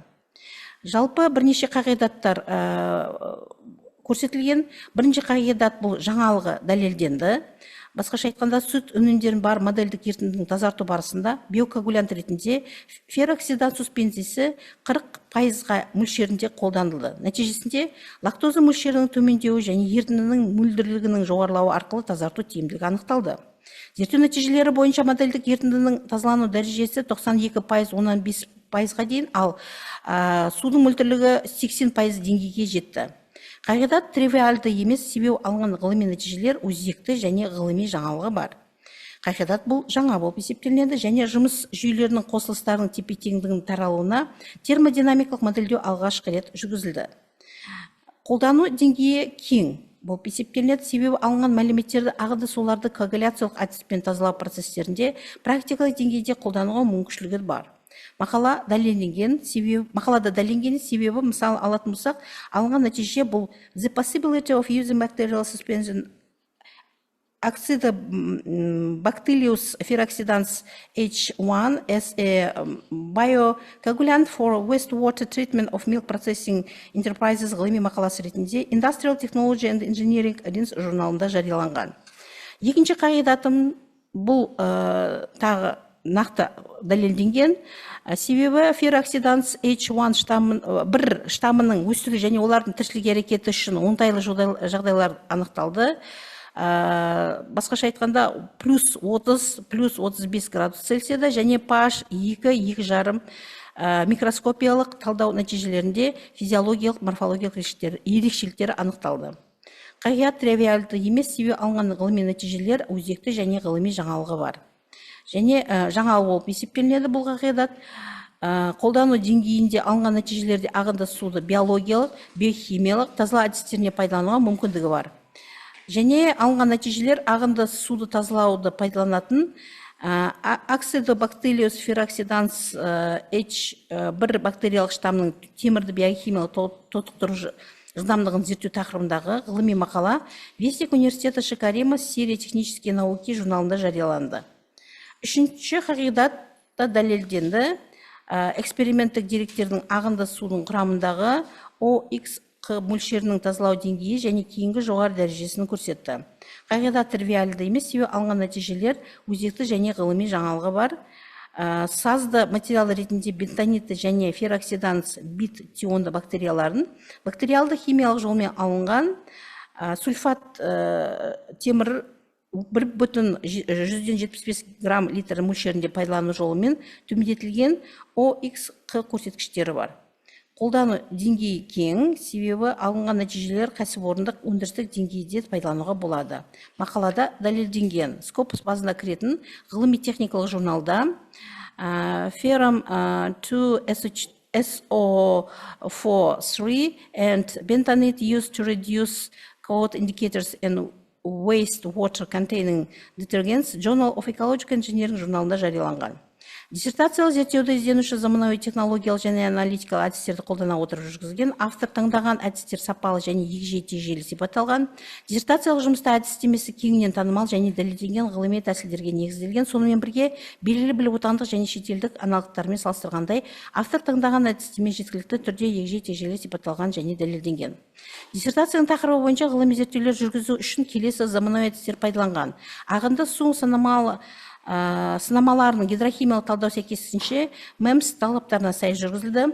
Органолептикалық әдіспен ағынды судың мөлдірлігі, түсі мен иісі анықталды. Гравиметриялық өлшеу әдісімен ағынды су құрамындағы майларының шоғыры анықталды. Тион бактерияларын оқшаулау және дақылдандыру шекті сұйылту әдіспен жүргізілді. Тион бактерияларының белсенділігін анықтау трилонометриялық әдіспен жүзеге асырылды.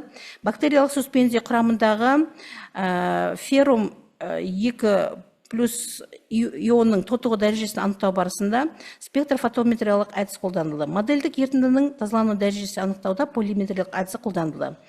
Феррумның иондар мөлшері комплексометриялық әдіс арқылы анықталды. Жұмысты барысында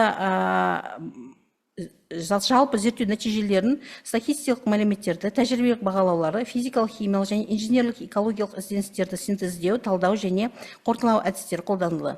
Талдаулар аймақтық деңгейдегі зертханаларда жүргізілді. Статистикалық өңдеу Pentium 4 ДК-де Microsoft Excel статистикалық бағдарламалық пакетін қолдану арқылы жүргізілді. Диссертациялық жұмыстың қорытындыларымен анықталған заңдылық эксперименттік зерттеулермен расталған, алынған нәтижелер мақалаларда жарияланған. Маржан Сыздықованың пайдаланған дерек көздерінде сілтемелер толық қамтылған, отандық және шетелдік ғалымдардың жетістіктері, докторанттың зерттеушінің тәжірибесі бойынша маңызды мәліметтер, нақты және сенімді ғылыми әдебиеттерге сілтемелер расталған. Диссертацияның бірінші тарауында зерттеу тақырыбы бойынша ғылыми сапалы әдеби шолу ұсынылған. Диссертация пайдаланған 205 дереккөз зерттеу тақырыбының терең ғылыми салыстырмадан өткенін көрсетті. Олар негізінен Ресей ғалымдар еңбектерінің Қазақстан Республикасының БГСБК ұсынған отандық рейтингті журналында және Web of Science және Scopus деректер базасына кіретін шетелдік ғылыми журналдарда және халықаралық конференцияларда жарияланған. Диссертацияның теориялық мәні бар, қолданбалы нәтижелер көп болғандықтан процесстері терең түсіну жолымен ғылыми нәтижені салыстырмалы қалыптастыру орнатылған. Докторант Маржан Нұрлан Сыздықованың диссертациялық жұмысында ұсынылған ғылыми зерттеу нәтижелерінің практикалық маңыздылығы өте жоғары. Зерттеу барысында алынған мәліметтер ағынды сулар тазарту нақты технологиялық шешімдерін ұсынуға негіз болады. Зерттеу нәтижесі жасалған технологиялық сызба нұсқаулықтар мен математикалық модельдер өндірістік кәсіпорында тікелей енгізуге жарамды. Ағынды суларды биокоагуляциялық тазалаудың практикалық ұсыныстары берілген, жүргізілген салыстырмалы техникалық экономикалық есептеулер ұсынылып отырған технологияны экономикалық тұрғыдан тиімді және толығымен жаңа болып табылады. Диссертациялық жұмыс мемлекеттік тілде жоғары деңгейде жазылған, академиялық жазу сапасы барлық талаптарға сәйкес келеді.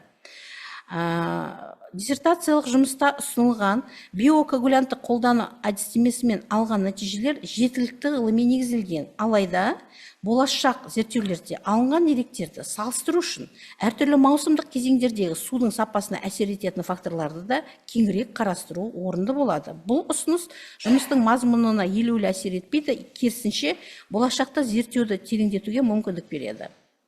Докторанттың ғылыми басылымдарда жарияланған мақалалар диссертациялық зерттеудің мазмұнына сәйкес келеді және жеткілікті ғылыми деңгейде жазылған.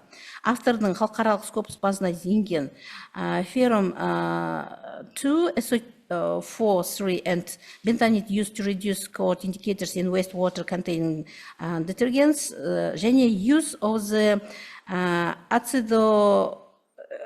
Bacillus ferroxidans for decontamination of explosive waste from oil refineries тақырыбындағы мақалаларында зерттеу эксперименттің нәтижелері мен қорытындылары жан-жақты қамтылған.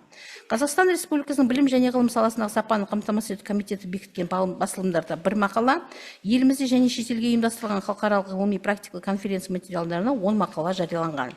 Жалпы енді қорытындыға келетін болсақ, Сыздықова Маржан Нұрлановна ұсынған хематрофты микроағзаларды Шымкент қаласы кәсіпорындарының органика құрамды ағын суларды тазартуға пайдалану тақырыбындағы диссертациялық жұмысы талаптарға сай орындалған толық ғылыми зерттеу болып табылады және сенімділігі күмән тудырмайтын жаңа нәтижелерді қамтиды.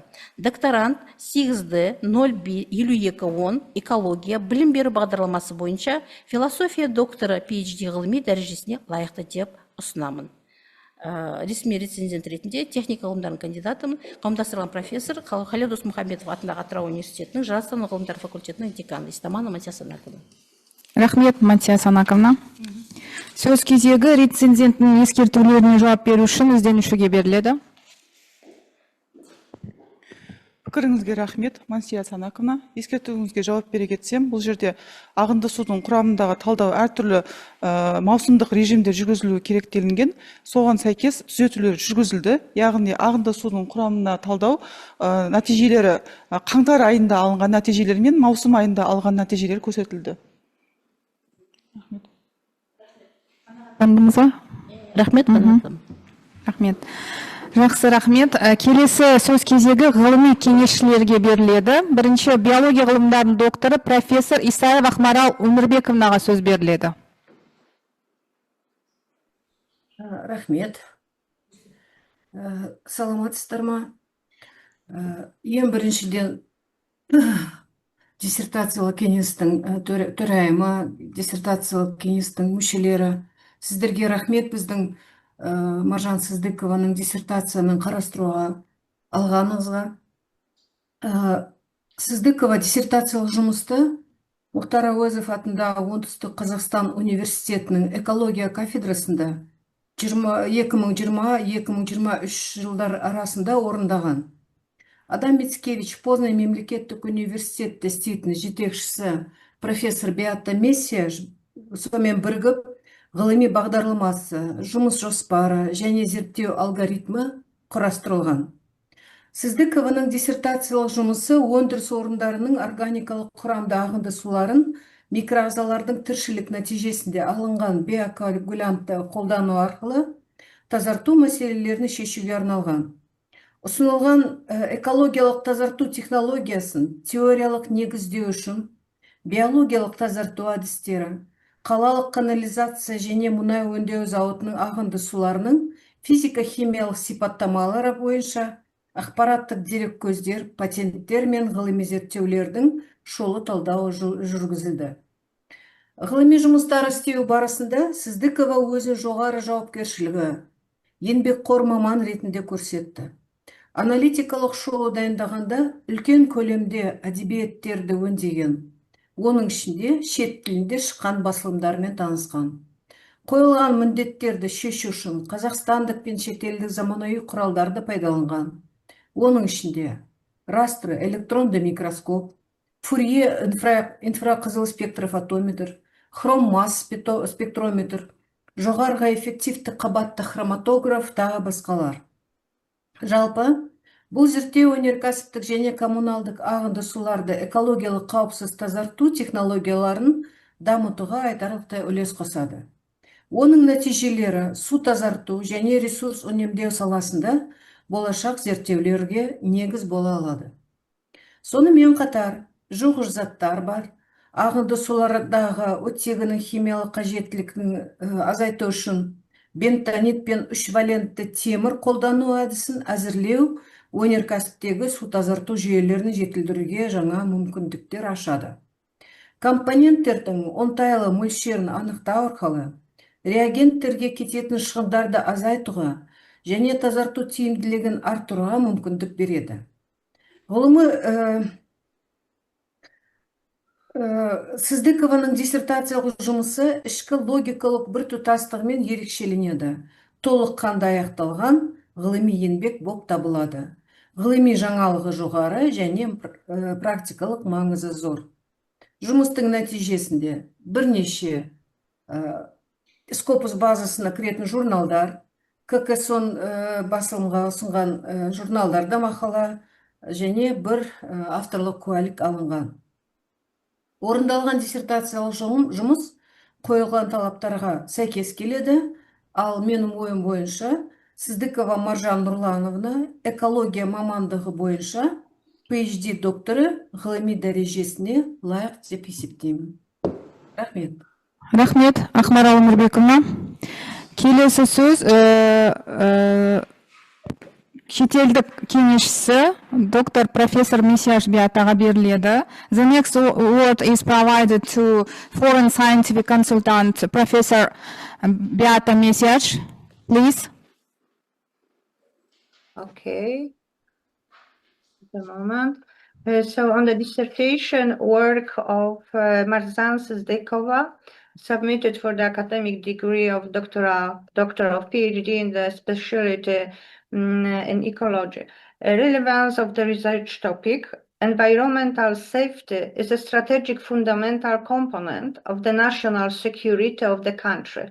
Therefore, in accordance with the principles of state policy in the field of wastewater management, environmental problems along with the issues of integrated wastewater treatment of the enterprise for environmental protection are really relevant.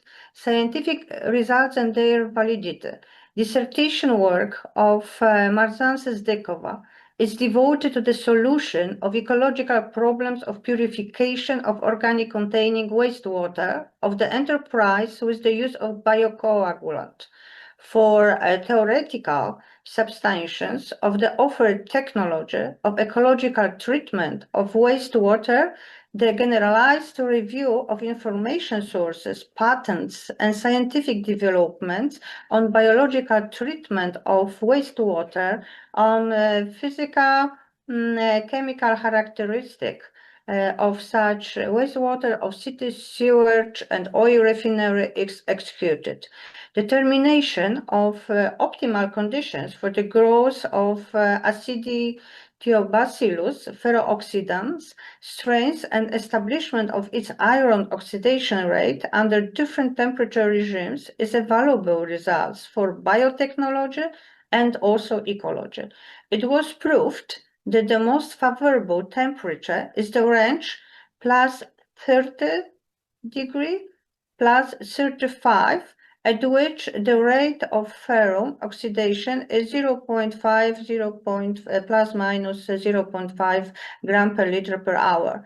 Especially significant is the first established efficiency of using Aciditobacillus ferrooxidans suspension as a biocoagulant for wastewater treatment of milk processing plants. It is proved that the lactose content is reduced to 92.5 plus minus 0.5%, and water transparency is increased by 80 plus minus 3.5%.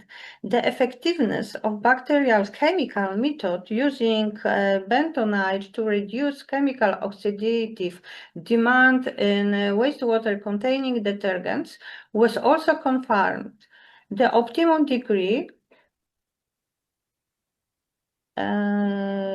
of COD reduction was achieved when bacterial chemical, trivalent iron, and bentonite were used together. Another important result of the study was the determination of optimal parameters of operation of U-shaped bulk denitrifying biofilter during long-term use in the Piston filtration mode. It was found that the denitrification rate constant in the upper rotary section of the filter reaches 1.4 day, and in the opposite upper section where biofiltrate dries, this index decreases to 0.56 day. Mathematical planning of the experiment was carried out with the assessment of significance of the regression equation coefficients by students' criterion. The test of adequacy of the regression equation was carried out by Fisher's criterion. In general, the study represents a significant contribution to the development of technologies for environmentally safe treatment of industrial and municipal wastewater. Its results can become a basis for future development in the field of water treatment and resource saving. So from the practical significance of the results of the conducted research have a high practical significance for environmentally safe treatment of wastewater of domestic and industrial origin. So in the dissertation work, the technological scheme of additional treatment of wastewater of city sewage and oil refinery with the use of biocoagulant is offered. The proposed technology has passed pilot tests on the basis of LLP water resources marketing in Shymkent. Development of effective technique of reduction of oxidative chemical demand in wastewater containing detergents using bentonite and trivalent iron opens new opportunities for improvement of water treatment systems in industry. Determination of optimum dosages of components allows minimizing reagent costs and improving treatment efficiency. The dissertation work of Marzan Syzdykova is characterized by the principle of internal unity, represents a fully completed scientific work, has wide scientific novelty, and important practical significance. On the basis of the above mentioned, I consider that the thesis work of Syzdykova is executed on a high scientific theoretical level in full and corresponds to the requirements to the thesis for awarding the scientific degree of Doctor of Philosophy on specialty 8D05210 in ecology. Thank you. Thank you very much, Mrs. Beata. Шетел ғылыми кеңесшісінің оң пікірін бір-екі сөз аударып айтып берсеңіз ғани Молдақұлович. Енді ана шетел Адам Мицкевич университетінің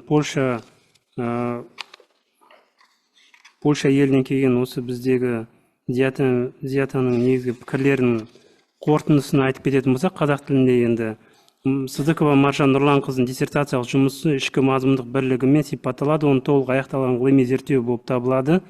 Ғылыми жаңалығы және практикалық маңыздылығы жоғары. Жоғарыда айтылған мәліметтерді ескере отырып, Сыздықова Маржан Нұрланованың диссертациялық жұмысы жоғары ғылыми теориялық деңгейде орындалған, мазмұны толық және 8D05210 экология білім беру бағдарламасы бойынша философия докторы ғылыми дәрежесін алу үшін қойылатын талаптарға толық сәйкес келеді және осы атаққа беруге болады деген қорытынды жасалған. Рахмет, Ғани Молдақұлович. Енді келесі кезекте Сыздықова Маржан Нұрлановнаның диссертациялық жұмысын талқылауға көшейік. Кімде қандай ұсыныстар бар, кім сөз сөйлегісі келеді? Жадыра апай, там Андрей Сергеевич руку поднимал, вы не заметили, наверное, да? Да. Андрей Сергеевич. Андрей Сергеевич, включите микрофон, у вас есть слово, да? Да, коллеги, можно мне тоже? Да, мы слушаем вас. Вот, я не первый год знаком с работой школы Акмарала Умбековны Исаевой и с большим удовольствием выслушал сегодня диссертацию, посвященную очень актуальной тематике, об этом можно много говорить.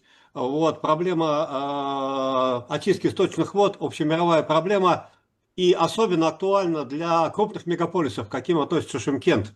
Вот, полученные диссертантом результаты во многом позволяют при соответствующей практической доводке, при соответствующих технологических решениях, которые, безусловно, будут в будущем использоваться, вывести систему очистки воды на совершенно другой уровень. Это особенно касается органических загрязнений, куда относятся как отходы пищевой промышленности, так и отходы сельского хозяйства.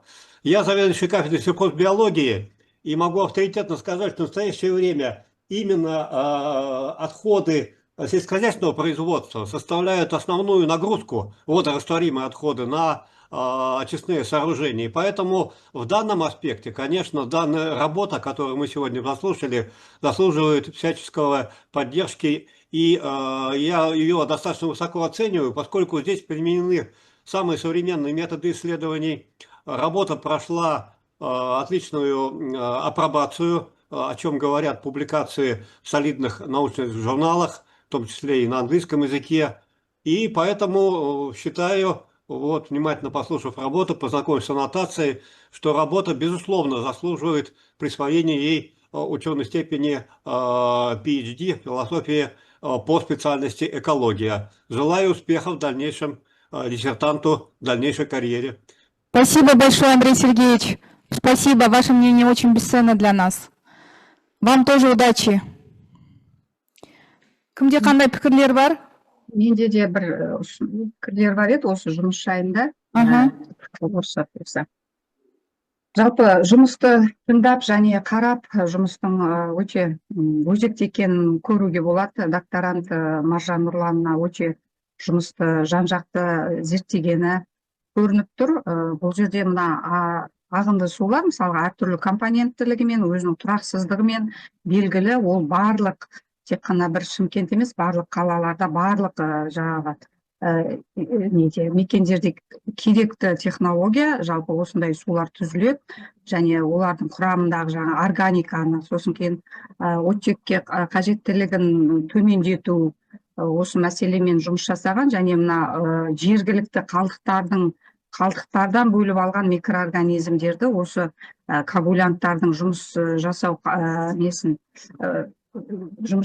үлесін көбейту, яғни темір сульфат негізінде коагулянттың соның тиімділігін арттырғанда, яғни осы микроорганизмдердің көмегімен. Яғни жұмыс толық, оның экономикалық тиімділігі де анықталған, экологиялық жағынан да жарамдылығы көрсетілген, өте бір ауқымды және жақсы қорытындыланған жұмыс деп есептеймін. Сондықтан бұның біздің ізденушіге, яғни Маржан Нұрлановнаға осы жұмыстың PhD доктор дәрежесін алуға лайықты деп есептеймін. Ары қарай да жұмысына сәттілік болсын. Өте өзекті мәселені қозғап, және оның практикалық жаңағы нағыз керекті әдістерін ұсынып отыр. Яғни бұның ары қарай да қолданысы, кең ауқымда қолданысқа енеді деп ойлаймын. Өйткені басқа да осы мекендердің барында осындай сулардың түзілетіні белгілі. Сондықтан сәттілік тілеймін ізденушіге. Өте жоғары, жақсы деңгейде жасалынған зерттеу жұмысы. Рахмет, Ақмарал Қабылбековна. Үлкен рахмет. Тағы кімде қандай пікірлеріңіз бар? Да. А у меня заработал микрофон? Да? Ну, вот коллега из России только что подчеркнул, что Маржан работа выполнена на современном уровне. Я тоже хотела бы поддержать эту работу. Мы Маржан знаем еще как очень активного молодого ученого. Все комиссии, которые к нам приезжают, обязательно Маржан участвует на выставке, показывает свою работу. Я могу сказать, что проблема воды – это сейчас самое важное для всей Центральной Азии. И очистка воды, а здесь вода будет очищаться именно биокоагулянтами, и вода для сложных сточных составов. Работа актуальная. Мы все хорошо знаем ее руководителя Акмарал. С Акмарал у нас приятные воспоминания в Астане. Мы в Казмунайгазе вместе выступали. Очень рады видеть нашу польскую коллегу, которая тоже участвовала в работе нашей докторантши. Я считаю, мы должны поддержать эту работу, и соискатель заслуживает присвоения ей степени доктора философии по образовательной программе 8D05210 «Экология». Маржан, саған сәттілік, қорғаған жұмысын обязательно утверждениенді ал. Бәріміз сені қолдаймыз. Рахмет, Нагим Орынбековна, үлкен рахмет. Тағы айтатындарыңыз бар ма? Онда қорыта айтсақ, ғылыми негізделген нәтижелер үшін Сыздықова Маржан Нұрланымнаға 8D05210 экология білім беру бағдарламасы бойынша философия докторы дәрежесі беруге болады деп есептеймін өз басым. Рахмет сіздерге. Басқа ұсыныстарыңыз жоқ болса, әрі қарай жұмысымызды жалғастырайық. Бізге қазір Сыздықоваға философия докторы дәрежесін беру үшін комитет алдында өтініш хат туралы шешім қабылдау бойынша жасырын дауыс беру өткізу үшін есеп комиссияны құру қажет. 3 адамнан тұратын есеп комиссияның құрамын ұсынылады. Соның ішінде Ақпасова Аманкүл Жахановна, Есенамановна Мансия Санаковна және Слев Ғани Молдақұлович. Осы құрамға дауыс берейік, қалай ойлайсыздар? Қарсы, қалыс жоқ. Бір ауыздан дауыс берілді. Дауыс беру рәсімін танысу үшін сөз ғалым хатшы Ғани Молдақұлович сізде. Рахмет. Құрметті әріптестер, сіздерге қазір WhatsApp желісінде жеке нөмірлеріне дауыс беру бюллетендерін диссертациялық кеңес мүшелерінің және жібереміз, және 2 рецензентке жібереміз. Сіздерден осы дауыс берулерін сұраймын. Бұл жерде ескертетін жақ, тек қана диссертация кеңес мүшелері ғана емес, жаңа 2 рецензентте қатысуға міндеті болып табылады. Дауыс беру үшін 5 минут үзіліс беріледі, және жаңағы докторанттың диссертациялық кеңестен шығып кетуіне болады. Ғани Молдақұлович, извините, пожалуйста, можно на русском для Андрея Сергеевича повторить? Она не будет участвовать. Нет, Да. для Андрея Сергеевича. Андрей Андрей Сергеевич, он да, член... Андрей Сергеевич, у нас вот начинается теперь процесс голосования. Сейчас вам на WhatsApp группу отправить вот эту ссылку голосования. Там у вас должен быть Google аккаунт. Вы заходите, просто участвуйте в голосовании и выбираете да или нет.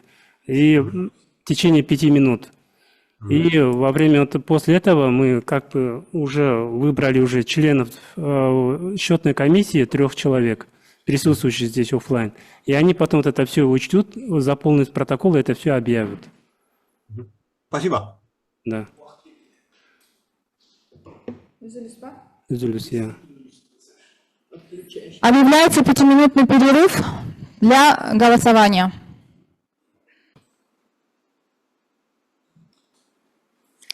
Құрметті диссертациялық кеңестің мүшелері, жұмысты жалғастырамыз. Жасырын дауыс беру нәтижелерін жариялау үшін есептік комиссияның хатшысына сөз беріледі. Ғани Молдақұлович, сөз сізде. Құрметті диссертациялық кеңестің мүшелері, жұмысты осы есеп комиссиясының екінші хаттамасы Сыздықова Маржан Нұрланқызының бойынша жасырын дауыс беру нәтижелерін жариялауға рұқсат етіңіздер. Сонымен комиссия мүшелерін сайлау туралы бірінші қаулы бойынша біздегі комиссия мүшелерінде төраға ретінде техника ғылым кандидаты қауымдастырған профессор Есен Аманова Мансия Санаковна, комиссия мүшесі ретінде техника ғылым докторы профессор Ақбасова Аманкүл Жақановна және комиссия хатшысы ретінде химия ғылым кандидаты профессор Ислев Ғани Молдақұлович, яғни өзім сайландық. Құрметті диссертациялық кеңестің мүшелері, осы құрам үшін дауыс берейік. Кім қарсы, қалыс жоқ. Бір ауыздан дауыс бердік. Дауыс беру нәтижелері сіз... Дауыс беру нәтижелерінен таныстырайық. Дауыс беруге диссертациялық кеңестің 9 мүшесі, оның ішіне 2 ресми рецензент қатысты, 9 бюллетень таратылды, жарияланбаған бюллетендер жоқ, жарамсыз бюллетендер жоқ. Комитеттің философия докторы PhD дәрежесін беру туралы өтініш хатын бойынша жасырын дауыс беру нәтижелері Сыздықова Маржан Нұрланқызының диссертациялық жұмысын жақтап 9 адам, қарсы жоқ, қалыс қалғандар жоқ. Ресми нәтижесі осындай. Рахмет.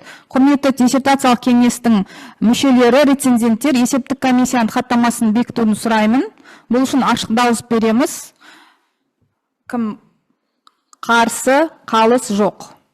Рахмет. Сыздықова Маржан Нұрланынан шақырайық. Маржан Нұрланына сәтті қорғауыңызбен құттықтаймыз. Бұл үлкен ғылымға жасаған алғашқы қадамыңыз деп білеміз, Құда қаласа. Бұдан да жетістіктеріңіз көп бола берсін. Өзіңіз бір ауыз сөз сөйлесеңіз болады микрофонға.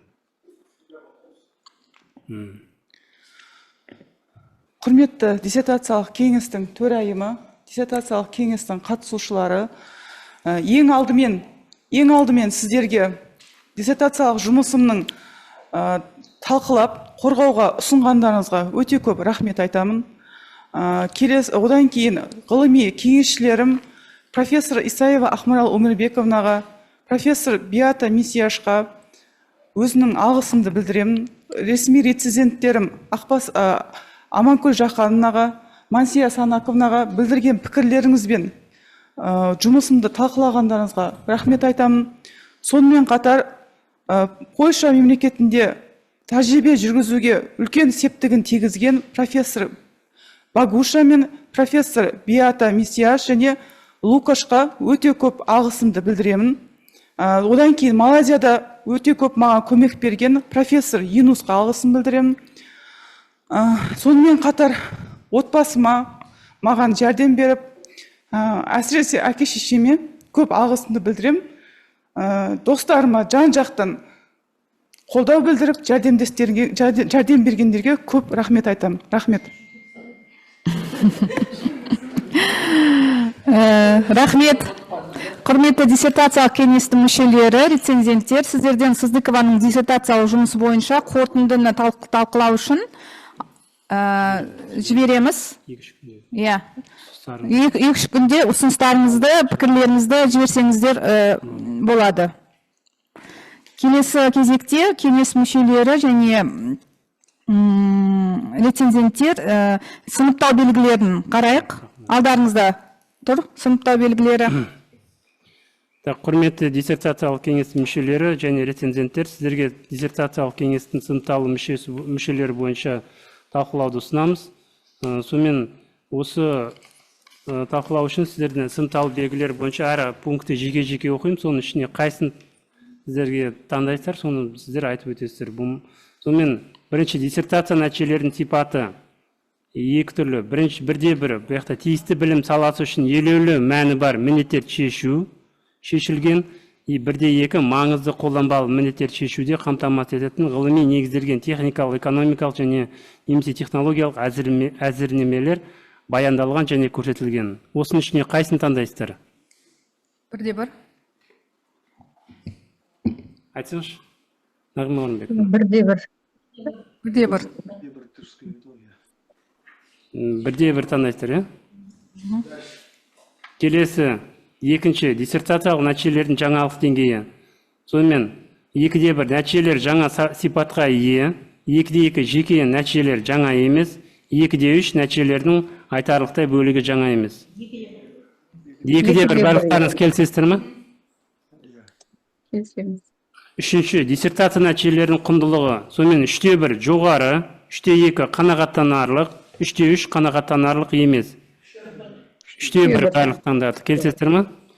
Иә, рахмет. Төртінші, диссертация тақырыбының жоспарлы зерттеулермен байланысы. 4/1 тақырып мемлекеттік және аймақтық және ғылыми техникалық бағдарламаларға және немесе халықаралық зерттеу бағдарламаларына енгізілген. 4/1 4/2 тақырып іргелі зерттеу бағдарламасына, салалық бағдарламаларға, ғылыми ұйымдар мен жоғары оқу орындары жоспарларына кірген. 4/3 бастамашылыққа ие. 4/2 келісесіздер ме? Келесі, бесінші, диссертацияның қолданбалы маңыздылығы бар нәтижелер енгізу деңгейі.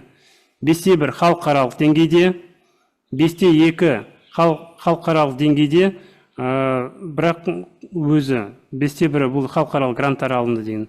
5/3 сала ауқымында, 5/4 ұйым шеңберінде. Қайсын таңдайсыздар? 5/2. Жоқ, халықаралық деңгей емес қой бұл. 5/3 болады. Орынбек, бұл халықаралық деңгейде емес. Жоқ, 5/3 болады ол. Келісесіздер ме 5/3-ке? Келісеміз. Келісесіздер ме? Бұл жақсы, рахмет. Алтыншы, қолданбалы мәні бар диссертация нәтижелерін кеңінен пайдалану жөнінде ұсынымдар. 6/1 кеңейтілген пайдалануды талап етеді, 6/2 кеңейтілген пайдалануды талап етпейді. 6/1. 6/1, иә. Рахмет барлықтарыңызға. Осымен сыныптал белгілері таңдалды. Жұмыстарыңызға сәттілік тілейміз. Құрметті диссертациялық кеңестің мүшелері, рецензенттер, осымен диссертациялық кеңестің бүгінгі отырысы аяқталды. Диссертациялық кеңес мүшелері мен рецензенттерге осы жұмысты талқылауға белсенді қатысқандарыңыз үшін үлкен алғысымды білдіремін. Рахмет сіздерге. Сау болыңыздар. Рахмет, сау болыңыздар. Сау болыңыздар.